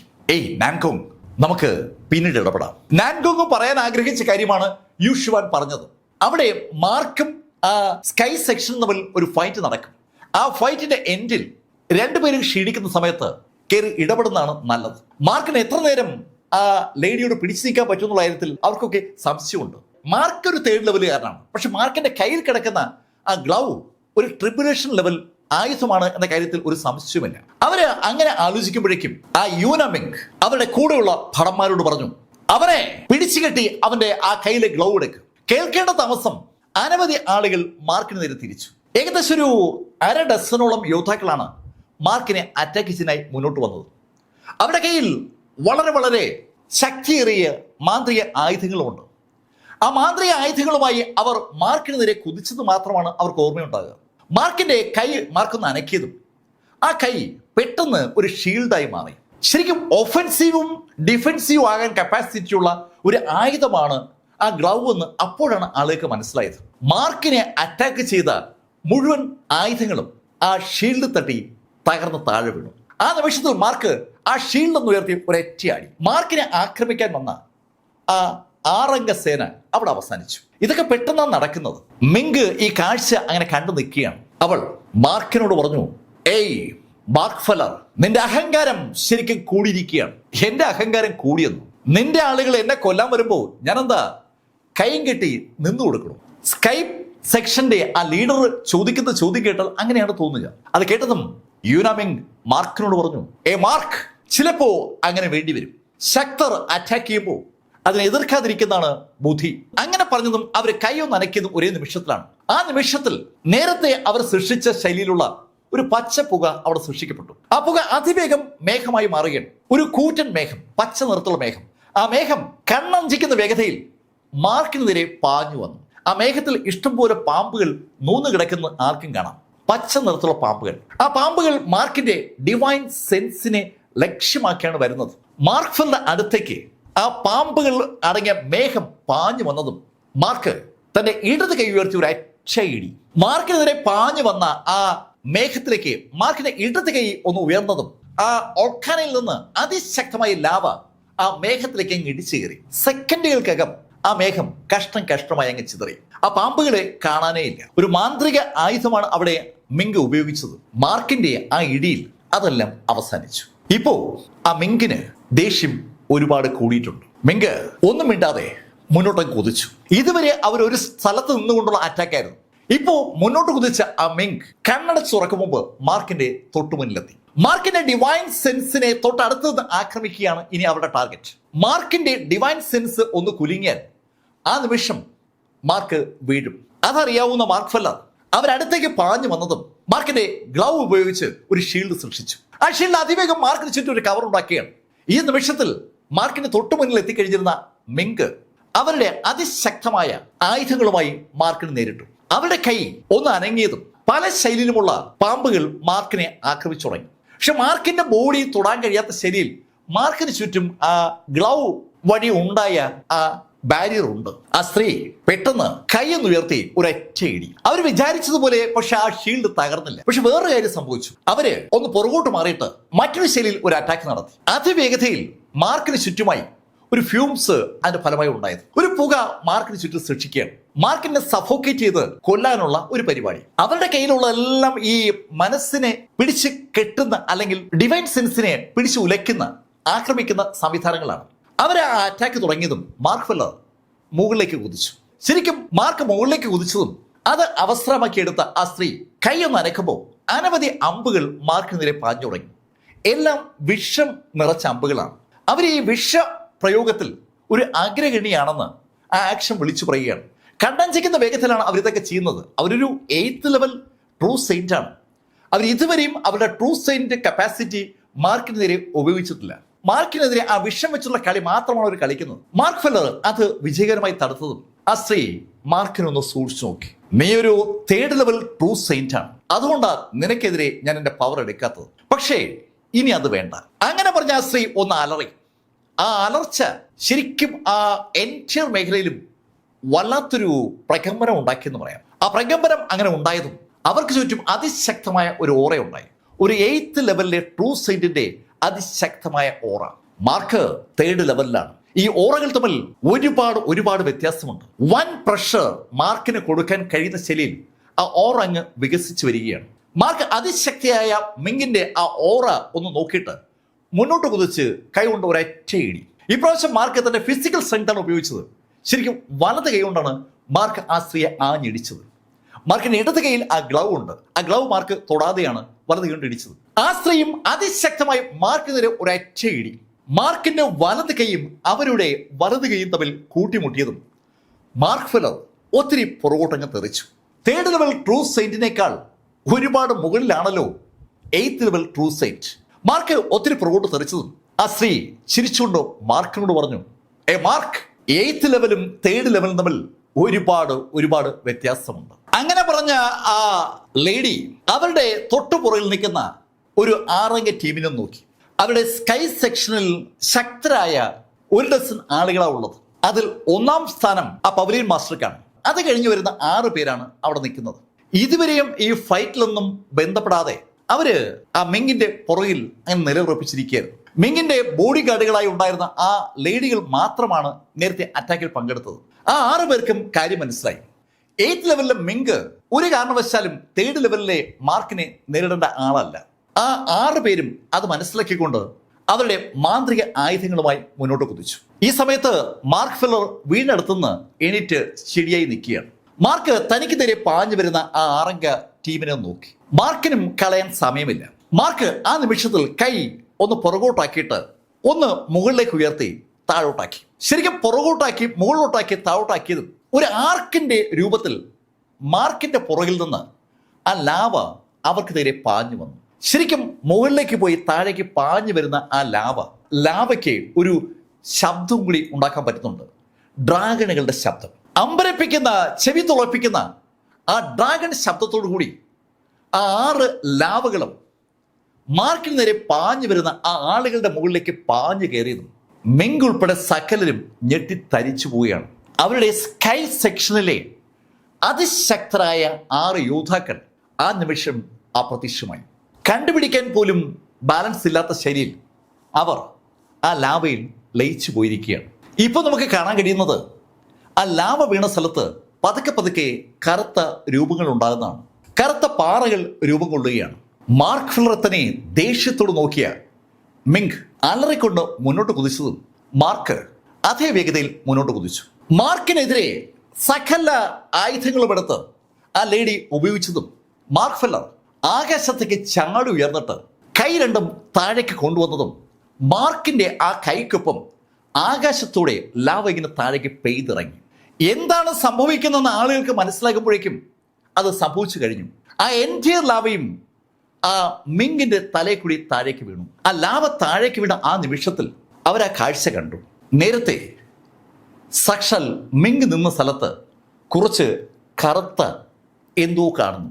അവിടെ ശക്തമായ തീജ്വാലയുണ്ട്. ആ ജ്വാലയും പാറയും മാത്രമാണ് കാണാൻ കഴിയുന്നത്. മാർക്കുമായി ഏറ്റുമുട്ടിയ സ്കൈ സെക്ഷനിലെ പാലസ് മാസ്റ്റർ ഉൾപ്പെടെയുള്ള 7 ആളുകൾ ഇതാ അസ്തമിച്ചിരിക്കുന്നു. Mark Feller 3rd level true saint ആണ്. അയാൾ കൊലപ്പെടുത്തിയിരിക്കുന്നത് 8th ലെവലിലെ ട്രൂ സെയിന്റിനെയാണ്. ഈ കാഴ്ച ഷൂ യുവാനും അതുപോലെ നാൻകോങ്ങും ഒക്കെ കണ്ടതാണ്. വേറെ 100ഓളം ആളുകളും ഈ കാഴ്ച കണ്ടിട്ടുണ്ട്. ഇപ്പോ ആ എൻ്റെ സ്ഥലത്തും പൂർണ്ണ നിശബ്ദതയാണ് ഉള്ളത്. ഒരാൾ പോലും ഒരക്ഷരവും മിണ്ടുന്നില്ല. ആർക്കും കൊണ്ട് വിശ്വസിക്കാൻ പറ്റുന്നില്ല. സ്കൈ സെക്ഷന്റെ പ്രസിദ്ധിയായ ആ യാനോ മിങ് ഇതുപോലെ ഒരു ജൂനിയറിന് മുന്നിൽ അവസാനിക്കുമെന്ന് അവരെങ്ങനെയാ കരുതുക? ആ നിശബ്ദതയ്ക്ക് വിരാമം വിട്ടത് ഷൂ യുവാന്റെ ശബ്ദമാണ്. ഏയ് മാർക്ക്, നിനക്ക് നിന്റെ സ്പിരിച്വൽ എനർജി ഉപയോഗിച്ച് മാത്രമേ ഈ പ്രവർത്തനങ്ങൾ ഇവിടെ ചെയ്യാൻ പറ്റുമെന്ന് ഞങ്ങൾക്ക് എല്ലാവർക്കും അറിയാം. നിന്റെ സ്പിരിച്വൽ എനർജി ഇപ്പൊ ഏതാണ്ട് തീർന്നു കാണും. അത് കേട്ടത് നാൻകോങ്ങും ഉറക്കെ പറഞ്ഞു, അതെ അതെ, മാർക്ക് ഒരു 3rd ലെവൽ ട്രൂ സെയിന്റ് ആണ്. ആ ട്രൂ സെയിന്റിന് ഉപയോഗിക്കാൻ കഴിയുന്ന സ്പിരിച്വൽ എനർജിക്ക് ഒരു പരിമിതി ഉണ്ടല്ലോ. ഈ ആക്ടിവിറ്റീസിന്റെ ഫലമായിട്ട് അവന്റെ സ്പിരിച്വൽ എനർജി തീർന്നു കാണും. നാൻകോങ്ങും ഷൂ യുവാനും കൂടി ആ ഡയലോഗ് ഉറക്കെ പറഞ്ഞത് മാർക്കിനോടാണെങ്കിലും യഥാർത്ഥത്തിൽ അതൊരു സൂചനയാണ്. അവിടെ കൂടി നിൽക്കുന്ന 100ഓളം വരുന്ന ആ കൾട്ടിവേറ്റേഴ്സിന് ഒരു മോഹം ഉണ്ടാക്കാനുള്ള ഒരു പരിപാടിയാണ് അവർ യഥാർത്ഥത്തിൽ ചെയ്തത്. മാർക്ക് ഫില്ലർ ആ മിങ്ങുമായിട്ടുള്ള ഏറ്റുമുട്ടലിനിടയിൽ ശരിക്കും തളർന്നിരിക്കുകയാണെന്നും മാർക്കിനെ ഇപ്പോൾ അറ്റാക്ക് ചെയ്താൽ മാർക്കിനെ കൊലപ്പെടുത്താൻ പറ്റുമെന്നോ ഒരു തോന്നൽ ആ യോദ്ധാക്കൾക്ക് ഉണ്ടാക്കുക എന്നുള്ളതാണ് നാൻകോങ്ങിന്റെയും ഷൂ യുവാന്റെയും ലക്ഷ്യം. അവരുടെ ലക്ഷ്യം വിജയിച്ചു. പെട്ടെന്നാണ് 100ലധികം വരുന്ന ആ യോദ്ധാക്കൾ മാർക്കിനെതിരെ കുതിച്ചത്. അതിശക്തരായ യോദ്ധാക്കളാണ് എല്ലാവരും ട്രൂ സെയിന്റ് ആണ്. ട്രൂ സെയിന്റിന്റെ 2nd ലെവലും 3rd, 4th, 5th ഒക്കെയാണ് ആളുകൾ. ശക്തരായ ആ യോദ്ധാക്കൾ അവരുടെ സ്പിരിച്വൽ പവർ ഉപയോഗിച്ചുകൊണ്ട് മാർക്ക് ഫില്ലറെ ഒന്നിച്ച് നേരിടുകയാണ്. ഈ കാഴ്ച കൗതുകപൂർവ്വം കാണുകയാണ് നാൻകോങ്ങും ഷൂ യുവാൻ. തനിക്ക് നേരെ തിരയടിക്കും പോലെ പാഞ്ഞു വരുന്ന ആ ആൾക്കൂട്ടത്തെ മാർക്ക് ഫില്ലർ കണ്ടു. അവര് അടുത്തെത്തുന്നവരെ മാർക്ക് അനങ്ങിയില്ല. അവരടുത്തെത്തിയതും മാർക്ക് ഫില്ലർ നേരെ മുകളിലേക്ക് കുതിച്ചു. ശരിക്കും അമ്പരപ്പിക്കുന്ന വേഗതയിൽ മാർക്ക് ഫില്ലർ മുകളിലേക്ക് കുതിച്ചപ്പോൾ താഴെ ഓടിയെത്തിയ ആ യോദ്ധാക്കൾ ആകാശത്തെ കുതിച്ച മാർക്കിനെ ഒന്ന് നോക്കി. അവരും ആകാശത്തെ കുതിക്കാൻ പോയതും മാർക്കുകളുടെ കൈകൾ രണ്ടും താഴേക്ക് ഒരു ആക്ഷൻ കാണിച്ചു. ആ നിമിഷത്തിൽ ആ ഓൾക്കാനയിൽ നിന്ന് വൻതോതിൽ ലാവ മാർക്കിനടുത്തേക്ക് പാഞ്ഞു വന്നിട്ട് അതുപോലെ തന്നെ താഴേക്ക് ഇങ്ങനെ പാഞ്ഞു വന്നു. ആ ലാവ ആകാശം താഴേക്ക് വരുമ്പോൾ മഴ പെയ്യും പോലെ ലാവ താഴേക്ക് പെയ്തു തുടങ്ങി. ശരിക്കും ഒരു ലാവ മഴ തന്നെ അവിടെ ഉണ്ടായെന്ന് പറയാം. ഷൂ യുവാനും നാൻകോങ്ങും ഒത്തിരി ദൂരേക്ക് ഓടി. അവർക്കങ്ങോട്ട് വിശ്വസിക്കാൻ പറ്റുന്നില്ല. ആകാശത്തുനിന്ന് ലാവ ഇങ്ങനെ പെയ്തിറങ്ങുകയാണ്. ശരിക്കും കത്തുന്ന പറ ആകാശത്തുനിന്ന് മഴയായി അങ്ങനെ പെയ്തിറങ്ങിയപ്പോൾ ആ 100 കണക്കിന് ഭടന്മാരും ആ നിമിഷം അപ്രത്യക്ഷമായി. ഇപ്പോൾ 1 ഡസനിൽ താഴെ ആളുകൾ മാത്രമേ അവിടെ ഉള്ളൂ. മാർക്ക് ഫില്ലർ അവശേഷിച്ച ആളുകളെ ഒന്ന് നോക്കിയിട്ട് യുവാനെയും നാൻകോങ്ങിനെയും ഒന്ന് നോക്കി. അതിനുശേഷം മാർക്ക് ആ ആളുകളോട് പറഞ്ഞു, എനിക്ക് അവരെ 2 പേരെയുമാണ് വേണ്ടത്, ബാക്കിയുള്ളവർക്ക് ഇവിടുന്ന് പോകാം. അപകടം മണത്ത നാൻകോങ് യുവാനോട് പറഞ്ഞു, മാസ്റ്റർ എന്നെ രക്ഷിക്കണം, എന്നെ രക്ഷിക്കണം. അത് കേട്ടതും യുവാൻ നാൻകോങ്ങിന്റെ മുന്നിലേക്ക് കയറി മാർക്കിനോട് പറഞ്ഞു, ഏയ് മാർക്ക്, നീ നിന്റെ അഹങ്കാരം കയ്യിലെങ്ങ് വെച്ചാൽ മതി. ഞങ്ങൾ മിസ്റ്റീരിയസ് ഡാർക്ക് സെക്ഷന് എന്ത് കഴിയുമെന്ന് നിനക്കറിയത്തില്ല. അങ്ങനെ പറഞ്ഞ അയാൾ മുന്നോട്ട് കുതിച്ചതും മാർക്കും മുന്നോട്ട് കുതിച്ചു. ശരിക്കും മാർക്കിനെ അത്ഭുതപ്പെടുത്തിക്കൊണ്ട് അയാൾ മാർക്കുമായി ഫിസിക്കൽ ബോഡി ഉപയോഗിച്ചുള്ള ഏറ്റുമുട്ടലിനാണ് താല്പര്യം കാണിച്ചത്. അയാളൊരു 8th ലെവൽ ട്രൂ സെയിൻ്റ് ആണ്. 8th ലെവൽ ട്രൂ സെയിൻ്റിൻ്റെ ബോഡി ശക്തമായ ബോഡിയാണ്. ആ ബോഡിയെ ആർക്കും തകർക്കാനൊന്നും പറ്റില്ല. മാർക്ക് ഫെല്ലർ 3rd ലെവൽ ബോഡിയുള്ള ആളാണ്. ആ ആളെ തൻ്റെ 8th ലെവൽ ബോഡി ഉപയോഗിച്ച് തീർത്ത് കളയാം എന്ന് കരുതിയിട്ടാണ് യഥാർത്ഥത്തിൽ ഷു യുവാൻ മാർക്കിൻ്റെ അടുത്തേക്ക് കുതിച്ചെത്തിയത്. മാർക്ക് ആ ചാൻസ് വേണ്ടെന്ന് വെച്ചില്ല. മാർക്കിൻ്റെ വലത് കൈ അയക്കെതിരെ പാഞ്ഞു ചെന്നു. സ്വാഭാവികമായിട്ടും തിരിച്ച് അതുപോലെ പഞ്ച് കിട്ടുകയാണ്. രണ്ടുപേരുടെയും കൈകൾ തമ്മിൽ കൂട്ടിമുട്ടിയതും രണ്ടുപേർക്കും ഒരു കാര്യം മനസ്സിലായി. അതിശക്തമായ ബോഡികളാണ് രണ്ടുപേർക്കുമുള്ളത്. തുടർന്ന് അടുത്ത ഏതാനും മിനിറ്റുകൾ, കൃത്യമായി പറഞ്ഞാൽ ഏകദേശം ഒരു 30 മിനിറ്റ് ഒരു മല്ല യുദ്ധം തന്നെ നടന്നു. ശരിക്കും പഞ്ചിനെ പഞ്ച്, അങ്ങനെ ഉള്ള യുദ്ധം. രണ്ടുപേരുടെയും കൈകൾ തലങ്ങും വിലങ്ങും പുറത്തു വീഴുന്നുണ്ട്. മാർക്ക് ഫെല്ലർ ഡിവൈൻ പവർ ഒന്നും ഉപയോഗിക്കാതെ ഫിസിക്കൽ പവർ ഉപയോഗിച്ച് ആ ട്രൂ സെയിനിനെ നേരിട്ട് നോക്കുകയാണ്. 3rd ലെവലിലുള്ള തനിക്ക് 8th ലെവലിലെ ആ ട്രൂ സെയിനിനെ നേരിടാൻ പറ്റുമോ ഇല്ലയെന്നാണ് മാർക്കിന് അറിയേണ്ടത്. മാർക്കിൻ്റെ ആ പോരാട്ട വീര്യം യു ഷുവാനെ ശരിക്കും ഭയപ്പെടുത്തി. അയാൾ മാർക്കിനോട് പറഞ്ഞു, മാർക്ക്, നിന്റെ ശക്തി മുഴുവൻ ഇവിടെയാണെന്ന് എനിക്കറിയാം. നിനക്ക് ഈ ഫയർ കോണ്ടിനെന്റിന്റെ ഒരു സഹായം കിട്ടിയിട്ടുണ്ട്. അത് ആ ഇന്നർ കോറിന്റെ രൂപത്തിലാണ്. ആ ഇന്നർ കോറ് നീയുമായി ബന്ധപ്പെട്ടിരിക്കുന്നതുകൊണ്ടാണ് എനിക്ക് നിന്നെ ഒന്നും ചെയ്യാൻ പറ്റാത്തത്. മാർക്ക്, നീ ഇവിടുന്ന് പുറത്തിറങ്ങുമ്പോൾ നമുക്ക് തമ്മിൽ കാണാം. അങ്ങനെ പറഞ്ഞുകൊണ്ട് അയാൾ അവിടുന്ന് അതിവേഗം രക്ഷപ്പെടാൻ ശ്രമിച്ചതും മാർക്ക് ഫെല്ലർ അയാളങ്ങ് തടുത്തു. ഹേയ്, അങ്ങനെ അങ്ങ് പോയാലോ? മാർക്ക് അയാളെ വിടില്ല എന്ന് മനസ്സിലായിരുന്നു. വീണ്ടും അയാൾ അയാളുടെ മാന്ത്രിക സംവിധാനങ്ങൾ ഒന്നൊന്നായി ഉപയോഗിച്ചു തുടങ്ങി. ശരിക്കും അനവധി സ്പെല്ലുകളുടെ ഒരു സമാഹാരം തന്നെ അയാളുടെ കയ്യിലുണ്ട്. അയാളും മാർക്കും തമ്മിൽ ആ സ്പെല്ലുകൾ ഉപയോഗിച്ചുള്ള ഒരു യുദ്ധം തുടങ്ങി. ഈ സമയത്തൊക്കെ നാൻകോങ് ശരിക്കും വിറയ്ക്കുന്നുണ്ട്. ഈ യുദ്ധത്തിനിടയിൽ ബാക്കി ഉണ്ടായിരുന്ന ആ ട്രൂ സെയിന്റുകളൊക്കെ ഇല്ലാതായി. ഇപ്പൊ ബാലൻസ് ഉള്ളത് നാൻകോങ്ങും ആ ഷൂ യുവാനും മാത്രമാണ്. ഒരുപാട് ആളുകളാണ് ശരിക്കും ആ ഓൾക്കാനയ്ക്ക് സമീപത്ത് എത്തിയിരുന്നത്. അവരെല്ലാവരും ആ യുദ്ധത്തിൽ കൊല്ലപ്പെട്ട് കഴിഞ്ഞു. മാർക്ക് നാൻകോങ്ങിനെയും യുവാനെയും കൊലപ്പെടുത്താനുള്ള അവസാന അറ്റാക്ക് സ്റ്റാർട്ട് ചെയ്ത ആ നിമിഷത്തിൽ ഒരു ശൂന്യത സൃഷ്ടിച്ചുകൊണ്ട് ഷൂ യുവാൻ ആ നാൻകോങ്ങുമായി അവിടുന്ന് പെട്ടെന്ന് മുങ്ങി. മാർക്കിന്റെ മുന്നിൽ നിന്ന് സാക്ഷാൽ ഹെക്ടർ ഓടി മറയുന്ന പോലെ അവരെ ഓടി മറിഞ്ഞതും മാർക്ക് അവർ പോയ ദിശയിലേക്ക് നോക്കി.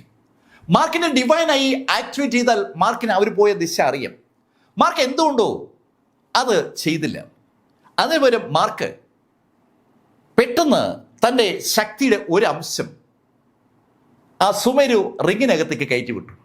അതോടൊപ്പം വൻതോതിൽ ഊർജവും ഇഷ്ടംപോലെ ഊർജം അകത്തേക്ക് കടന്നു വന്നതും അകത്തുള്ള മീശയും വാൻ ഗുവാനും ജൂവും ഒക്കെ വല്ലാതെ സന്തോഷത്തിലായി. പെട്ടെന്നാണ് അവരെല്ലാവരും കൾട്ടിവേഷൻ സ്റ്റാർട്ട് ചെയ്തത്. മീശ സാധാരണഗതിയിൽ കൾട്ടിവേഷൻ ശ്രമിക്കാത്ത ആളാണ്. പക്ഷെ അകത്തേക്ക് മാർക്ക് കയറ്റിവിട്ടത് ആ യൂണിക്കോണിൻ്റെ ഇന്നർ കോറിൽ നിന്നുള്ള ഊർജമാണ്. ആ ഊർജം സുമേരു റിങ്ങിനകത്ത് അങ്ങ് തിങ്ങി നിറഞ്ഞതും അതിനകത്ത് മുഴുവൻ വല്ലാത്തൊരു ശക്തി വരികയാണ്. അവര് ആ റിങ്ങിനകത്ത് കൾട്ടിവേഷൻ ആരംഭിച്ചതും മാർക്ക് ഫെല്ലർ അവിടെ ആ ഓൾക്കാനയുടെ സമീപത്തായി ചമ്രം പടിഞ്ഞ് അങ്ങിരുന്നു. മാർക്കിന്റെ ബോഡിയിൽ ഇപ്പോൾ ഇഷ്ടംപോലെ ഊർജ്ജമുണ്ട്. മാർക്ക് ആ ഊർജ്ജത്തെ മെറിഡിയൻ സർക്കുലേഷൻ ടെക്നിക്ക് ഉപയോഗിച്ച് പതുക്കെ ക്രമീകരിച്ചു തുടങ്ങി.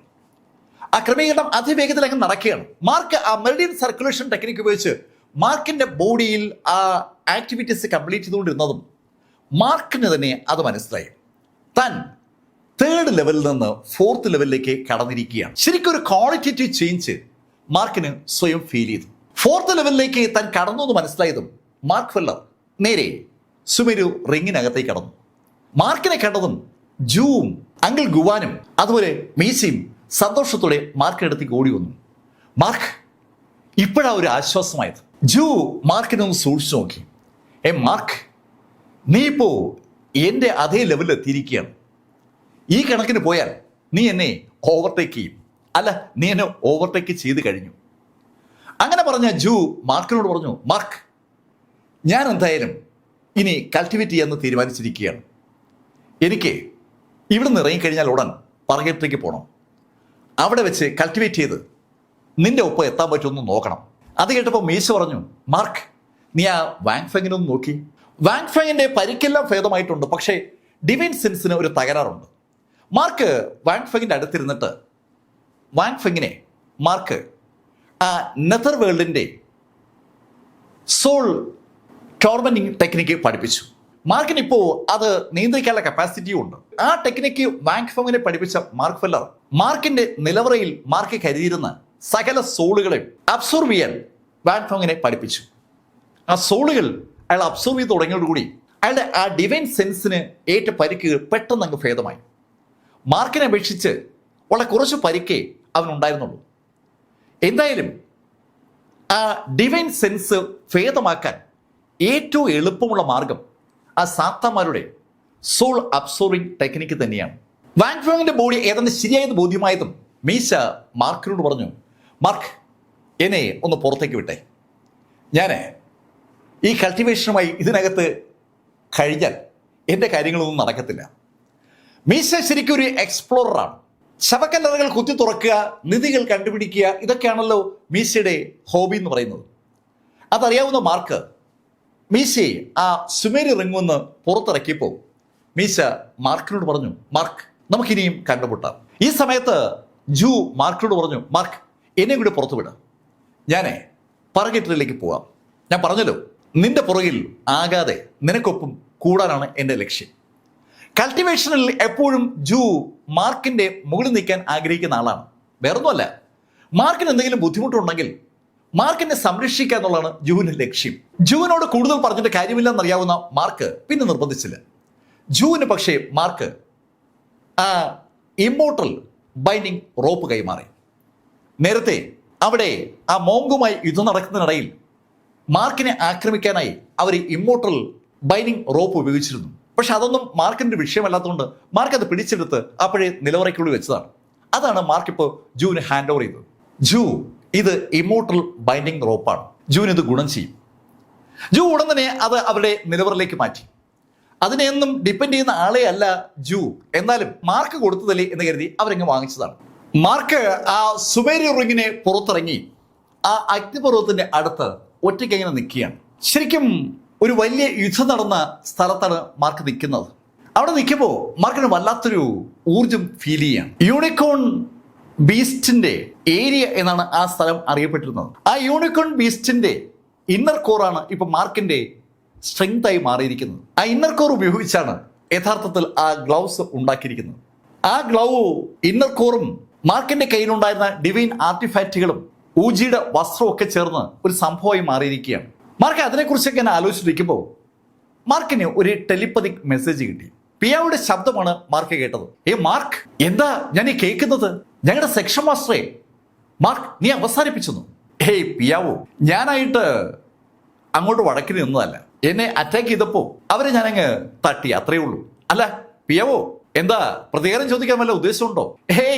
മാർക്ക്, അങ്ങനെയൊന്നുമില്ല. അങ്ങനെ പിയാവോ പറഞ്ഞതും മാർക്ക് ഫെല്ലർ പിയാവോട് പറഞ്ഞു, പിയാവോ, ഞാൻ നിനക്ക് ഒരു ഓഫർ തരാം. നിനക്ക് നിന്റെ സെക്ഷൻ മാസ്റ്റർ ആകാൻ താല്പര്യമുണ്ടോ? മാർക്കിന്റെ ആ ചോദ്യം ശരിക്കും ആ ഡിവൈൻ സെൻസിന്റെ ട്രാൻസ്മിഷൻ വഴി പിയാവോയുടെ കാതുകളിൽ എത്തിയതും പിയാവോ സന്തോഷത്തോടെ മാർക്കിനോട് പറഞ്ഞു, മാർക്ക്, എന്ത് ചോദ്യമായി ചോദിക്കുന്നത്? സ്കൈ സെക്ഷന്റെ സെക്ഷൻ മാസ്റ്റർ ആകാൻ ആർക്കാ ആഗ്രഹമില്ലാത്തത്? പിയാവോ, അതിന് വില തരേണ്ടി വരും. മാർക്ക്, സ്കൈ സെക്ഷന്റെ സെക്ഷൻ മാസ്റ്റർ ആകാൻ എന്ത് വില വേണമെങ്കിലും ഞാൻ നൽകുമല്ലോ. അതിനെക്കുറിച്ച് ആലോചിച്ച് മാർക്ക് ടെൻഷനൊന്നും വേണ്ട. ഓക്കെ പിയാവോ, അങ്ങനെയെങ്കിൽ നമുക്ക് ഒരു ദിവസം കാണാം. അങ്ങനെ പറഞ്ഞ മാർക്ക് ഫെല്ലർ ആ മിങ്ങിന്റെ മാന്ത്രിക നിലവറ പരിശോധിക്കുകയാണ്. ആ മാന്ത്രിക നിലവറ മാർക്ക് ഡിവൈൻ സെൻസ് ഉപയോഗിച്ച് തുറന്നു. ആ നിലവറയ്ക്കകത്ത് ഒരുപാട് സംഭവങ്ങളുണ്ട്. അനവധി ആർട്ടിഫാക്റ്റുകളും ഡിവൈൻ സെൻസുകളൊക്കെ അതിനകത്തുണ്ട്. പക്ഷേ മാർക്ക് ആ നിമിഷത്തിൽ പുറത്തെടുത്തത് ഒരു യുദ്ധക്കപ്പലാണ്. ഒരു കൂറ്റൻ നിലവറയാണ് യഥാർത്ഥത്തിൽ ആ സെക്ഷൻ മാസ്റ്ററുടെ കൈവശമുള്ളത്. മാർക്ക് ആ യുദ്ധസ്ഥലത്തേക്ക് ഇറങ്ങി തന്നെ അവിടെ എന്തെങ്കിലുമൊക്കെ ബാലൻസ് ഉണ്ടോ എന്ന് അറിയാൻ വേണ്ടിയാണ്. പലരുടെ കൈവശത്തു നിന്നും മാർക്കിന് പലതും കിട്ടി. എരിഞ്ഞു പോകാതെ ബാലൻസ് ഉള്ള സാധനങ്ങളൊക്കെ മാർക്കിന്റെ നിലവറയിലേക്ക് മാറ്റി. അതിനുശേഷം ആ യുദ്ധക്കപ്പലിൽ മാർക്ക് ആ സ്കൈ കോണ്ടിനെന്റിലേക്ക് തിരിച്ചു. 3 ദിവസത്തെ യാത്ര ആ കോണ്ടിനെന്റ് വരെ എത്താനുണ്ട്. മാർക്ക് ആ കോണ്ടിനെന്റിൽ ആ സ്കൈ സെക്ഷന്റെ വാതിലിന് അടുത്തെത്തിയതും കപ്പലിൽ നിന്നിറങ്ങി കപ്പൽ നിലവറിലേക്ക് മാറ്റി.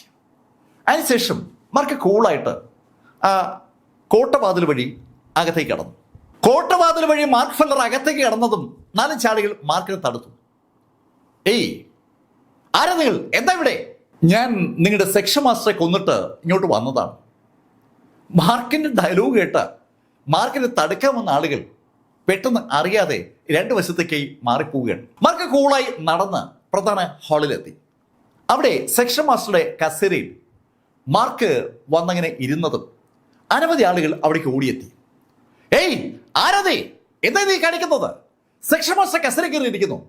നോക്ക്, എൻ്റെ പേര് മാർക്ക് ഫെല്ലർ എന്നാണ്. നിങ്ങളുടെ സെക്ഷൻ മാസ്റ്ററെ കൊന്നത് ഞാനാണ്. അത് കേട്ടതും ആ ആൾക്കൂട്ടത്തിന്റെ ഭാഗമായ ഒരു സ്ത്രീ മാർക്കിനെ ഒന്ന് സൂക്ഷിച്ചു നോക്കിയിട്ട് മാർക്കിനോട് പറഞ്ഞു, നീ ഒരു 4th ലെവൽ ട്രൂ സെയിന്റ് അല്ലേ? നീ ഇവിടെ ഈ സെക്ഷൻ മാസ്റ്റർ കസേര കയറി ഇരിക്കാനുള്ള ധൈര്യം കാണിച്ചു അല്ലേ? നിന്നെ ഞാനിപ്പോൾ അവസാനിപ്പിച്ചിരിക്കാം. അങ്ങനെ പറഞ്ഞുകൊണ്ട് അവർ കൈ ഒന്ന് ഉയർത്താൻ ശ്രമിച്ചതും മാർക്ക് ഫെല്ലറുടെ ഇടത് കൈ ഒന്ന് ചലിച്ചതും ഒരേ നിമിഷത്തിലാണ്. ആ നിമിഷത്തിൽ അവര് ചെറു കഷ്ണങ്ങളായി അങ്ങ് ചിതറി. മാർക്ക് ആ കസേരയിൽ നിന്ന് എണീറ്റിട്ട് പോലുമില്ല. മാർക്കിന്റെ കൈയുടെ ആ ആക്ഷൻ സൃഷ്ടിച്ച ഫോഴ്സിൽ അവരങ്ങ് അവസാനിക്കുകയായിരുന്നു. ഇപ്പോ അവിടെ ഓടിക്കൂടിയിരിക്കുന്ന ആളുകൾക്ക് കഥ ഏതാണ്ട് മനസ്സിലായി. 4th ലെവലുകാരനാണ് മാർക്കെങ്കിലും മാർക്കിനെ ഭയക്കേണ്ടതുണ്ട് എന്നൊരു തോന്നൽ അവർക്കുണ്ടായപ്പോൾ മാർക്ക് അവരോട് പറഞ്ഞു, നിങ്ങൾക്ക് എൻ്റെ എബിലിറ്റിയിൽ സംശയമുണ്ടെന്ന് എനിക്കറിയാം. ഒരു കാര്യം ചെയ്യ്, നിങ്ങൾ എല്ലാവരും കൂടി ഒന്നിച്ച് എന്നെ ഒന്ന് അറ്റാക്ക് ചെയ്യും. മാർക്ക് അത് പറഞ്ഞതും അവിടെ കൂടി നിൽക്കുന്ന ആളുകൾ ഒന്ന് മുഖത്തോട് പോകാൻ നോക്കി. അവരൊരു 5 പേരാണ്. മുഖത്തോട് പോകാൻ നോക്കിയ ആ 5 അംഗ സേന പെട്ടെന്ന് അവരുടെ ഡിവൈൻ സെൻസുകൾ ഒന്ന് യോജിപ്പിച്ചു. അതിനുശേഷം ആ 5 പേരും ചേർന്ന് ഒന്നിച്ച് ഒരൊറ്റ കുതിപ്പ്. മാർക്കിന് നേരെയുള്ള ഒരു സിംഗിൾ അറ്റാക്കാണ് യഥാർത്ഥത്തിൽ ആ 5 പേരും കൂടി നടത്തിയത്. ആ 5 പേരുടെ ഊർജം ഒന്നിച്ച് മാർക്കിലേക്ക് കേന്ദ്രീകരിച്ചതാണ്. മാർക്ക് അപ്പോഴും ആ കസേരയിൽ അങ്ങനെ ചാരിയിരിക്കുകയാണ്. അവരുടെ കൈ മാർക്കിന്റെ പുറത്ത് തൊട്ടില്ലെന്നായതും മാർക്ക് കൈ ഒന്ന് ജസ്റ്റ് ഒന്ന് അനക്കിയതേ ഉള്ളൂ. പെട്ടെന്ന് ആ 5 പേരും ദൂരേക്ക് തെറിച്ചു. ഒരു വൺ ഫോഴ്സ് അവരെ എടുത്തെറിഞ്ഞു എന്നുള്ള യാഥാർത്ഥ്യം അവർക്ക് 5 പേർക്കും അറിയാം. താഴേക്ക് തെറിച്ചു വീണ 5 പേരും ചാടി എണീറ്റ് മാർക്കിനെ തൊഴുതു. മാർക്ക് അവരോട് പറഞ്ഞു, ഇന്നു മുതൽ ഈ സെക്ഷന് നയിക്കാൻ പോകുന്നത് പിയാവോയാണ്. ഏയ്, അവിടെ അതിന് 5th ലെവലിലേ എത്തിയിട്ടുള്ളൂ. ഒരു ട്രൂ സെയിന്റ് അങ്ങനെ ചോദിച്ചതും മാർക്ക് പറഞ്ഞു, ഞാൻ എന്തായാലും കുറച്ച് നാൾ ഇവിടെ കാണും. അതുവരെ പിയാവോ നിങ്ങൾ നയിക്കും. എനിക്ക് ഉറപ്പാണ് പിയാവോയ്ക്ക് അതിനുള്ള കഴിവുണ്ടെന്ന്. മാർക്ക് അങ്ങനെ പറയുമ്പോഴേക്കും പിയാവോ അവിടേക്ക് ഓടിയെത്തി. അവൾക്ക് വിശ്വസിക്കാനാവുന്നില്ല. അവളോട് ഏതാനും ദിവസങ്ങൾക്ക് മുമ്പ് മാർക്ക് സംസാരിച്ചിരുന്നു. ഇപ്പോൾ അവളുടെ സെക്ഷനകത്ത് ആരോ കടന്നു വന്നെന്നും അവിടെ അതിശക്തമായ ഒരു ഫൈറ്റ് നടക്കുന്നതൊക്കെ കേട്ട് അവൾ ഓടിയെത്തിയതാണ്. ഓടിയെത്തിയപ്പോൾ അവൾ കാണുന്നത് സാക്ഷാൽ മാർക്ക് ഫെല്ലറെയാണ്. മാർക്ക്, നീയോ? ഏയ് പിയാവോ, ഞാൻ പറഞ്ഞ വാക്ക് പാലിച്ചിരിക്കുന്നു. ഇന്നു മുതൽ ഈ സെക്ഷൻ പിയാവോയ്ക്ക് സ്വന്തമാണ്. പിയാവോയ്ക്ക് വിശ്വസിക്കാനാവാത്ത ഒരു കാര്യമാണ് അവൾ കേട്ടത്. പിയാവോയെ ഒന്ന് നോക്കിയിട്ട് മാർക്ക് എല്ലാവരോടായി പറഞ്ഞു, ഈ സെക്ഷനെ നമുക്ക് ഈ പ്രപഞ്ചത്തിലെ ഏറ്റവും ശക്തമായ സെക്ഷനാക്കി മാറ്റണം. മാർക്ക് പറഞ്ഞ ആ വാക്കുകൾ ആ എൻറ്റയർ ടീമിനും വല്ലാത്തൊരു ഊർജം ഉണ്ടാക്കി. ബ്ലഡ് സെക്ഷനാണ് ശക്തമായ സെക്ഷൻ. അതുകൊണ്ട് പലപ്പോഴും അവരുടെ സെക്ഷന്റെ പേര് പറയാതെ ബ്ലഡ് സെക്ഷന്റെ പേരാണ് പറയുക. 7th ലെവൽ പറഗേറ്ററിലേക്ക് മാർക്കുമായി പിയാവോ പോയപ്പോൾ പിയാവോ ഒരു മാർക്കിനോട് അവൾ ബ്ലഡ് സെക്ഷന്റെ ഭാഗമാണെന്നാണ് പറഞ്ഞത്. യഥാർത്ഥത്തിൽ ബ്ലഡ് സെക്ഷനുമായിട്ട് അവർക്ക് ബന്ധമൊന്നുമില്ല. ഒരു അഫിലിയേഷൻ ഉണ്ട് എന്ന് വേണമെങ്കിൽ പറയാം, അത്രയേ ഉള്ളൂ. പിയാവോയുടെ നേതൃത്വത്തിൽ ആ സ്കൈ സെക്ഷനെ അതിശക്തമായ സെക്ഷനാക്കി മാറ്റുമെന്ന് മാർക്ക് ഫെല്ലർ പറഞ്ഞ ആ നിമിഷത്തിൽ സകല ആളുകൾക്കും ഊർജ്ജം ഇങ്ങനെ ഇരച്ചു കയറുകയാണ്. പിയാവോ വല്ലാത്ത സന്തോഷത്തിലാണ്. പിയാവോ മാർക്കിനോട് പറഞ്ഞു, മാർക്ക് ബാ, ഞാൻ ഒരു കൂട്ടം കാണിച്ചു തരാം. ആ സെക്ഷന്റെ സകല സംവിധാനങ്ങളും സൂക്ഷിക്കുന്ന അവരുടെ നിലവറയിലേക്കാണ് പിയാവോ മാർക്കിനെ കൊണ്ടുപോയത്. അവിടെ ഒരുപാട് കാര്യങ്ങളുണ്ട്. ഡിവൈൻ സെൻസുകളുടെ വൻ ശേഖരമുണ്ട്. ഇന്നർ കോറുകളുടെ വൻ ശേഖരമുണ്ട്. മാർക്കിന് അത് മുഴുവൻ കൊടുക്കാൻ പിയാവോ ബാധ്യസ്ഥയാണ്. മാർക്ക് അതൊന്ന് നോക്കിയിട്ട് പിയാവോട് പറഞ്ഞു, പിയാവോ ഇതിൽ 2/3 ഭാഗം ഞാൻ എടുക്കാം, 1/3 പിയാവോയ്ക്കാണ്. പക്ഷേ ഒരു കണ്ടീഷനുണ്ട്. ഈ 1/3 ഉപയോഗിച്ച് പിയാവോ അടുത്ത 1 കൊല്ലം കൊണ്ട് ഇത് മുഴുവൻ നിറയ്ക്കണം. അതിന് ഞാൻ നിങ്ങളെ സഹായിക്കുകയും ചെയ്യും. മാർക്ക് ഫെല്ലർ അത് മുഴുവൻ എടുത്താലും ഒരു എതിർപ്പും പ്രകടിപ്പിക്കാൻ പിയാവോയ്ക്ക് പറ്റില്ല. പക്ഷെ മാർക്ക് ഇതാ 1/3 തിരിച്ചു കൊടുത്തു എന്ന് മാത്രമല്ല, ആ നിലവറ നിറയ്ക്കാൻ മാർക്ക് അവരെ സഹായിക്കാവൂന്ന് കൂടി പറഞ്ഞിരിക്കുകയാണ്. ശരിക്കും ഈ സ്കൈ സെക്ഷന്റെ സകല പ്രതീക്ഷകളെയും മാർക്ക് ഒരുപാട് അങ്ങ് ഉയർത്തുകയാണ്. മാർക്ക് പിയാവോട് ചോദിച്ചു, പിയാവോ ഇവിടുത്തെ കൾട്ടിവേഷൻ സ്ഥലങ്ങളൊക്കെ എനിക്കൊന്ന് കാണണമല്ലോ. മാർക്ക് വാ, അതല്ലേ കാണേണ്ടത്. മാർക്കിനെ ഒരുപാട് അതിശയിപ്പിച്ച ഒരു സംഭവമാണ് ആ വാട്ടർ മിറർ എന്ന് പറയുന്ന സംവിധാനം. മാർക്ക് അവിടെ ആ 7th പറകേട്രിയിൽ വെച്ച് ആ ആൾക്കുരങ്ങിനെ നേരിടുന്ന സമയത്ത് ശരിക്കും ആ ആൾക്കുരങ്ങിന്റെ ആക്രമണത്തിൽ നിന്ന് മാർക്കിനെയും പിയാവോയും രക്ഷിച്ചത് പിയാവോയുടെ കൈവശമുള്ള ആ വാട്ടർ മിലൺ ടെക്നിക്കാണ്. വെള്ളത്തെ ഉപയോഗിച്ചുകൊണ്ട് ശരിക്കും ഒരു മിറർ സൃഷ്ടിക്കുന്ന പരിപാടിയാണ്. ആ മിററിൽ മറുഭാഗത്ത് നിൽക്കുന്ന ആൾക്കാർക്ക് അകത്തുള്ള ആളുകളെ കാണാൻ പറ്റില്ല, പക്ഷെ അകത്തുള്ള ആളുകൾക്ക് പുറത്തുള്ള ആളുകളെ കാണാം. അതാണ് ആ ജല കണ്ണാടിയുടെ പ്രത്യേകത. പിയാവോയും മാർക്കും പുറത്തുണ്ടായിരുന്ന ആ ആൾക്കുരങ്ങുകളെയും മറ്റു മൃഗങ്ങളെയൊക്കെ കൃത്യമായി കാണുന്നുണ്ടായിരുന്നു. അവരെ നോക്കിക്കൊണ്ടാണ് യഥാർത്ഥത്തിൽ അന്ന് ആ നദിയിൽ നിന്ന് ആ bone cultivation water Mark Feller Sumeru റിംഗിലേക്ക് നിറച്ചുകൊണ്ടിരുന്നത്. അതുകൊണ്ട് തന്നെ മാർക്കിന് ആ വാട്ടർ മിറർ ടെക്നിക്കിനെ കുറിച്ച് പഠിക്കാൻ ഒരുപാട് താല്പര്യമുണ്ട്. മാർക്ക് ഫെല്ലറേയും കൊണ്ട് പിയാവോ നേരെ പോയത് ആ കൾട്ടിവേഷൻ വിങ്ങിലേക്കാണ്. മാർക്കിനും പിയാവോയ്ക്കൊപ്പം അവിടെയുള്ള എൽഡേഴ്സ് കൂടി അവർക്കൊപ്പം കൂടിയിട്ടുണ്ട്. ശരിക്കും എല്ലാവരും വലിയ സന്തോഷത്തിലാണ്. അവരുടെ ഇതുവരെയുള്ള ആ അടിമത്ത ജീവിതത്തിൽ നിന്ന് ഒരു മാറ്റം ഇതാ വരാൻ പോവുകയാണ്. മാർക്ക് ഫെല്ലർ ആ സെക്ഷൻ പിടിച്ചെടുത്തെങ്കിലും മാർക്ക് ആ സെക്ഷനിൽ നിൽക്കുന്നില്ല. അവർക്ക് തന്നെ പൂർണ്ണ അധികാരം വിട്ടുകൊടുത്തിരിക്കുകയാണ്. ആ സംഭവവികാസങ്ങൾ അവിടെ അങ്ങനെ നടക്കുമ്പോൾ ഹോളി റീജിയനിൽ ഈ വിവരം അറിഞ്ഞു. ഷീ സെക്ഷനിലാണ് ശരിക്കും ആദ്യം ഈ വിവരം അറിഞ്ഞത്. ഷൈന്റെ പിതാവ് ഷീ സെക്ഷന്റെ ഹോളിലോട് ഷീ ഊജിൻ തന്റെ അടുത്ത് നിൽക്കുന്ന ലിജിനോട് പറഞ്ഞു, ഏയ് ലിജിൻ, ഇതൊരു വല്ലാത്ത വാർത്തയാണല്ലോ. ഒരു 4th ലെവലുകാരൻ 8th ലെവലിലെ ട്രൂ സെന്റിനെ തോൽപ്പിക്കുകയും കൊലപ്പെടുത്തുകയും ചെയ്യുക കേട്ടുകേൾവിയില്ലാത്ത കാര്യമാണല്ലോ ഇത്. അദ്ദേഹത്തിന്റെ മകൻ ഇപ്പോഴും 4th ലെവലിൽ നിൽക്കുന്നതേ ഉള്ളൂ. അത് ഷൈന്റെ പിതാവിന് നന്നായിട്ട് അറിയാം. ഷൈന്റെ പിതാവിന്റെ മനസ്സിലെ പ്രശ്നത്തെക്കുറിച്ച് നല്ല ബോധ്യമുള്ള ലീമാൻ ഷൈന്റെ പിതാവിനോട് പറഞ്ഞു, ഹോളിലോട്ട്, അങ്ങ് അതിനെക്കുറിച്ച് ആലോചിച്ച് ടെൻഷൻ അടിക്കണ്ട. ആ മാർക്ക് 4th ലെവലിലാണെങ്കിലും അവന്റെ കൈവശം ഒരു ആർട്ടിഫാക്റ്റ് ഉണ്ട്. ആ ആയുധം ഉപയോഗിച്ചാണ് അവൻ യഥാർത്ഥത്തിൽ ആ 8th ലെവലുകാരെ വകവരുത്തിയത്. അതൊക്കെ ഒരു പ്രത്യേക സ്ഥലത്ത് പ്രത്യേക സമയത്ത് മാത്രം നടക്കുന്ന കാര്യങ്ങളാണ്. നമ്മുടെ ഷൈൻ ഇപ്പോ പ്രപഞ്ചത്തിന്റെ ആ 5 എലമെന്റ്സിനെ നിയന്ത്രിക്കാനുള്ള ഒരു യത്നത്തിലാണ്. അങ്ങേക്ക് അറിയാമല്ലോ അത്. അതിലവൻ വിജയിച്ചു കഴിഞ്ഞാൽ പിന്നെ നമ്മൾ കൂടുതലൊന്നും ആലോചിക്കണ്ട. അപ്പോഴേ നമ്മൾ ബ്ലാക്ക് കുടുംബത്തിലേക്ക് ചെല്ലുന്നു, എവരി ബ്ലാക്കിനെ പ്രപ്പോസ് ചെയ്യുന്നു. ശരിക്കും ഷൈൻ കുറെ നാളുകളായി ധ്യാനത്തിലാണ്. മണ്ണും വിണ്ണും ജലവും പ്രകാശവും അഗ്നിയും, ഈ 5 കാര്യങ്ങളെയും നിയന്ത്രിക്കാനുള്ള കപ്പാസിറ്റി ഒരാൾ നേടിക്കഴിഞ്ഞാൽ അയാൾ എല്ലാം നേടിയ ആളാവും. ആ 5 കാര്യങ്ങളെയും നിയന്ത്രണ വിധേയമാക്കാനുള്ള ഒരു ശ്രമത്തിലാണ് സാക്ഷാൽ ഷൈൻ. ഷൈൻ അതിൽ വിജയിക്കുമെന്ന് തന്നെയാണ് അവന്റെ മാസ്റ്റർ കൂടിയ ലീമാന്റെ പ്രതീക്ഷ. ആ പ്രതീക്ഷ തന്നെയാണ് ഷൈന്റെ പിതാവിനും ഉള്ളത്. അവർ മാർക്കിന്റെ വാർത്തയെ ആ ശൈലിയിൽ കാണുമ്പോൾ സ്വാഭാവികമായിട്ടും ഇത് ഹോളി റീജിയനിൽ പലയിടത്തും വലിയ സംഭാഷണ വിഷയമായിരിക്കുകയാണ്. Mark Feller 4th level true saint ആയി എന്നുള്ളത് തന്നെ ഒരു വലിയ കാര്യമാണ്. 4th ലെവൽ ട്രൂ സെന്റ് ആയ മാർക്ക് ഫെല്ലർ 8th ലെവലിലെ ഒരു യോദ്ധാവിനെ കൊലപ്പെടുത്തി എന്നുള്ള കഥ വൻ പ്രചാരം നേടുകയാണ്.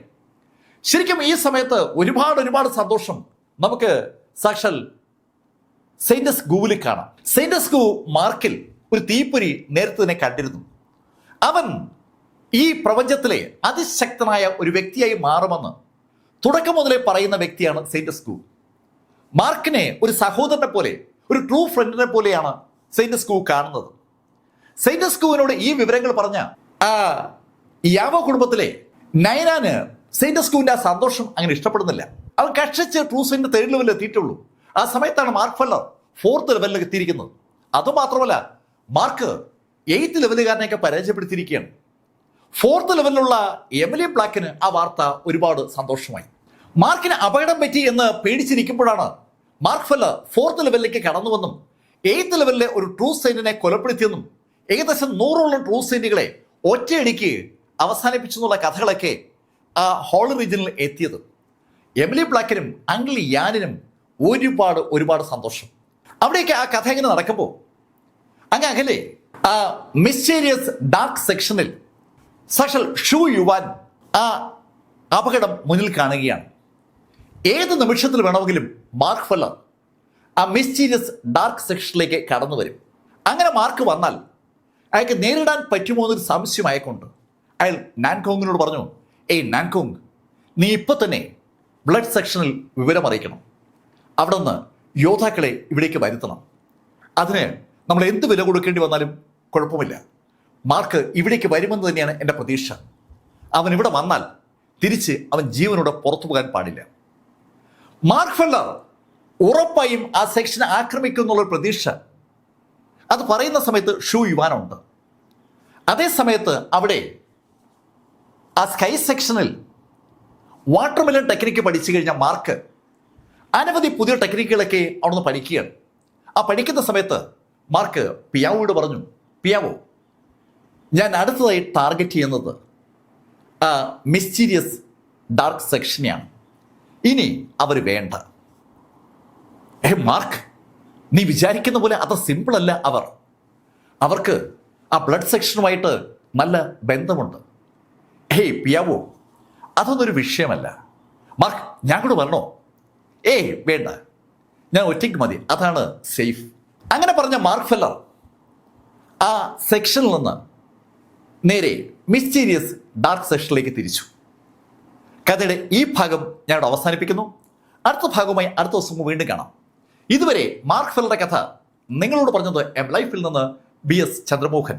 കമന്റിൽ ചെയ്യുക. Thank you.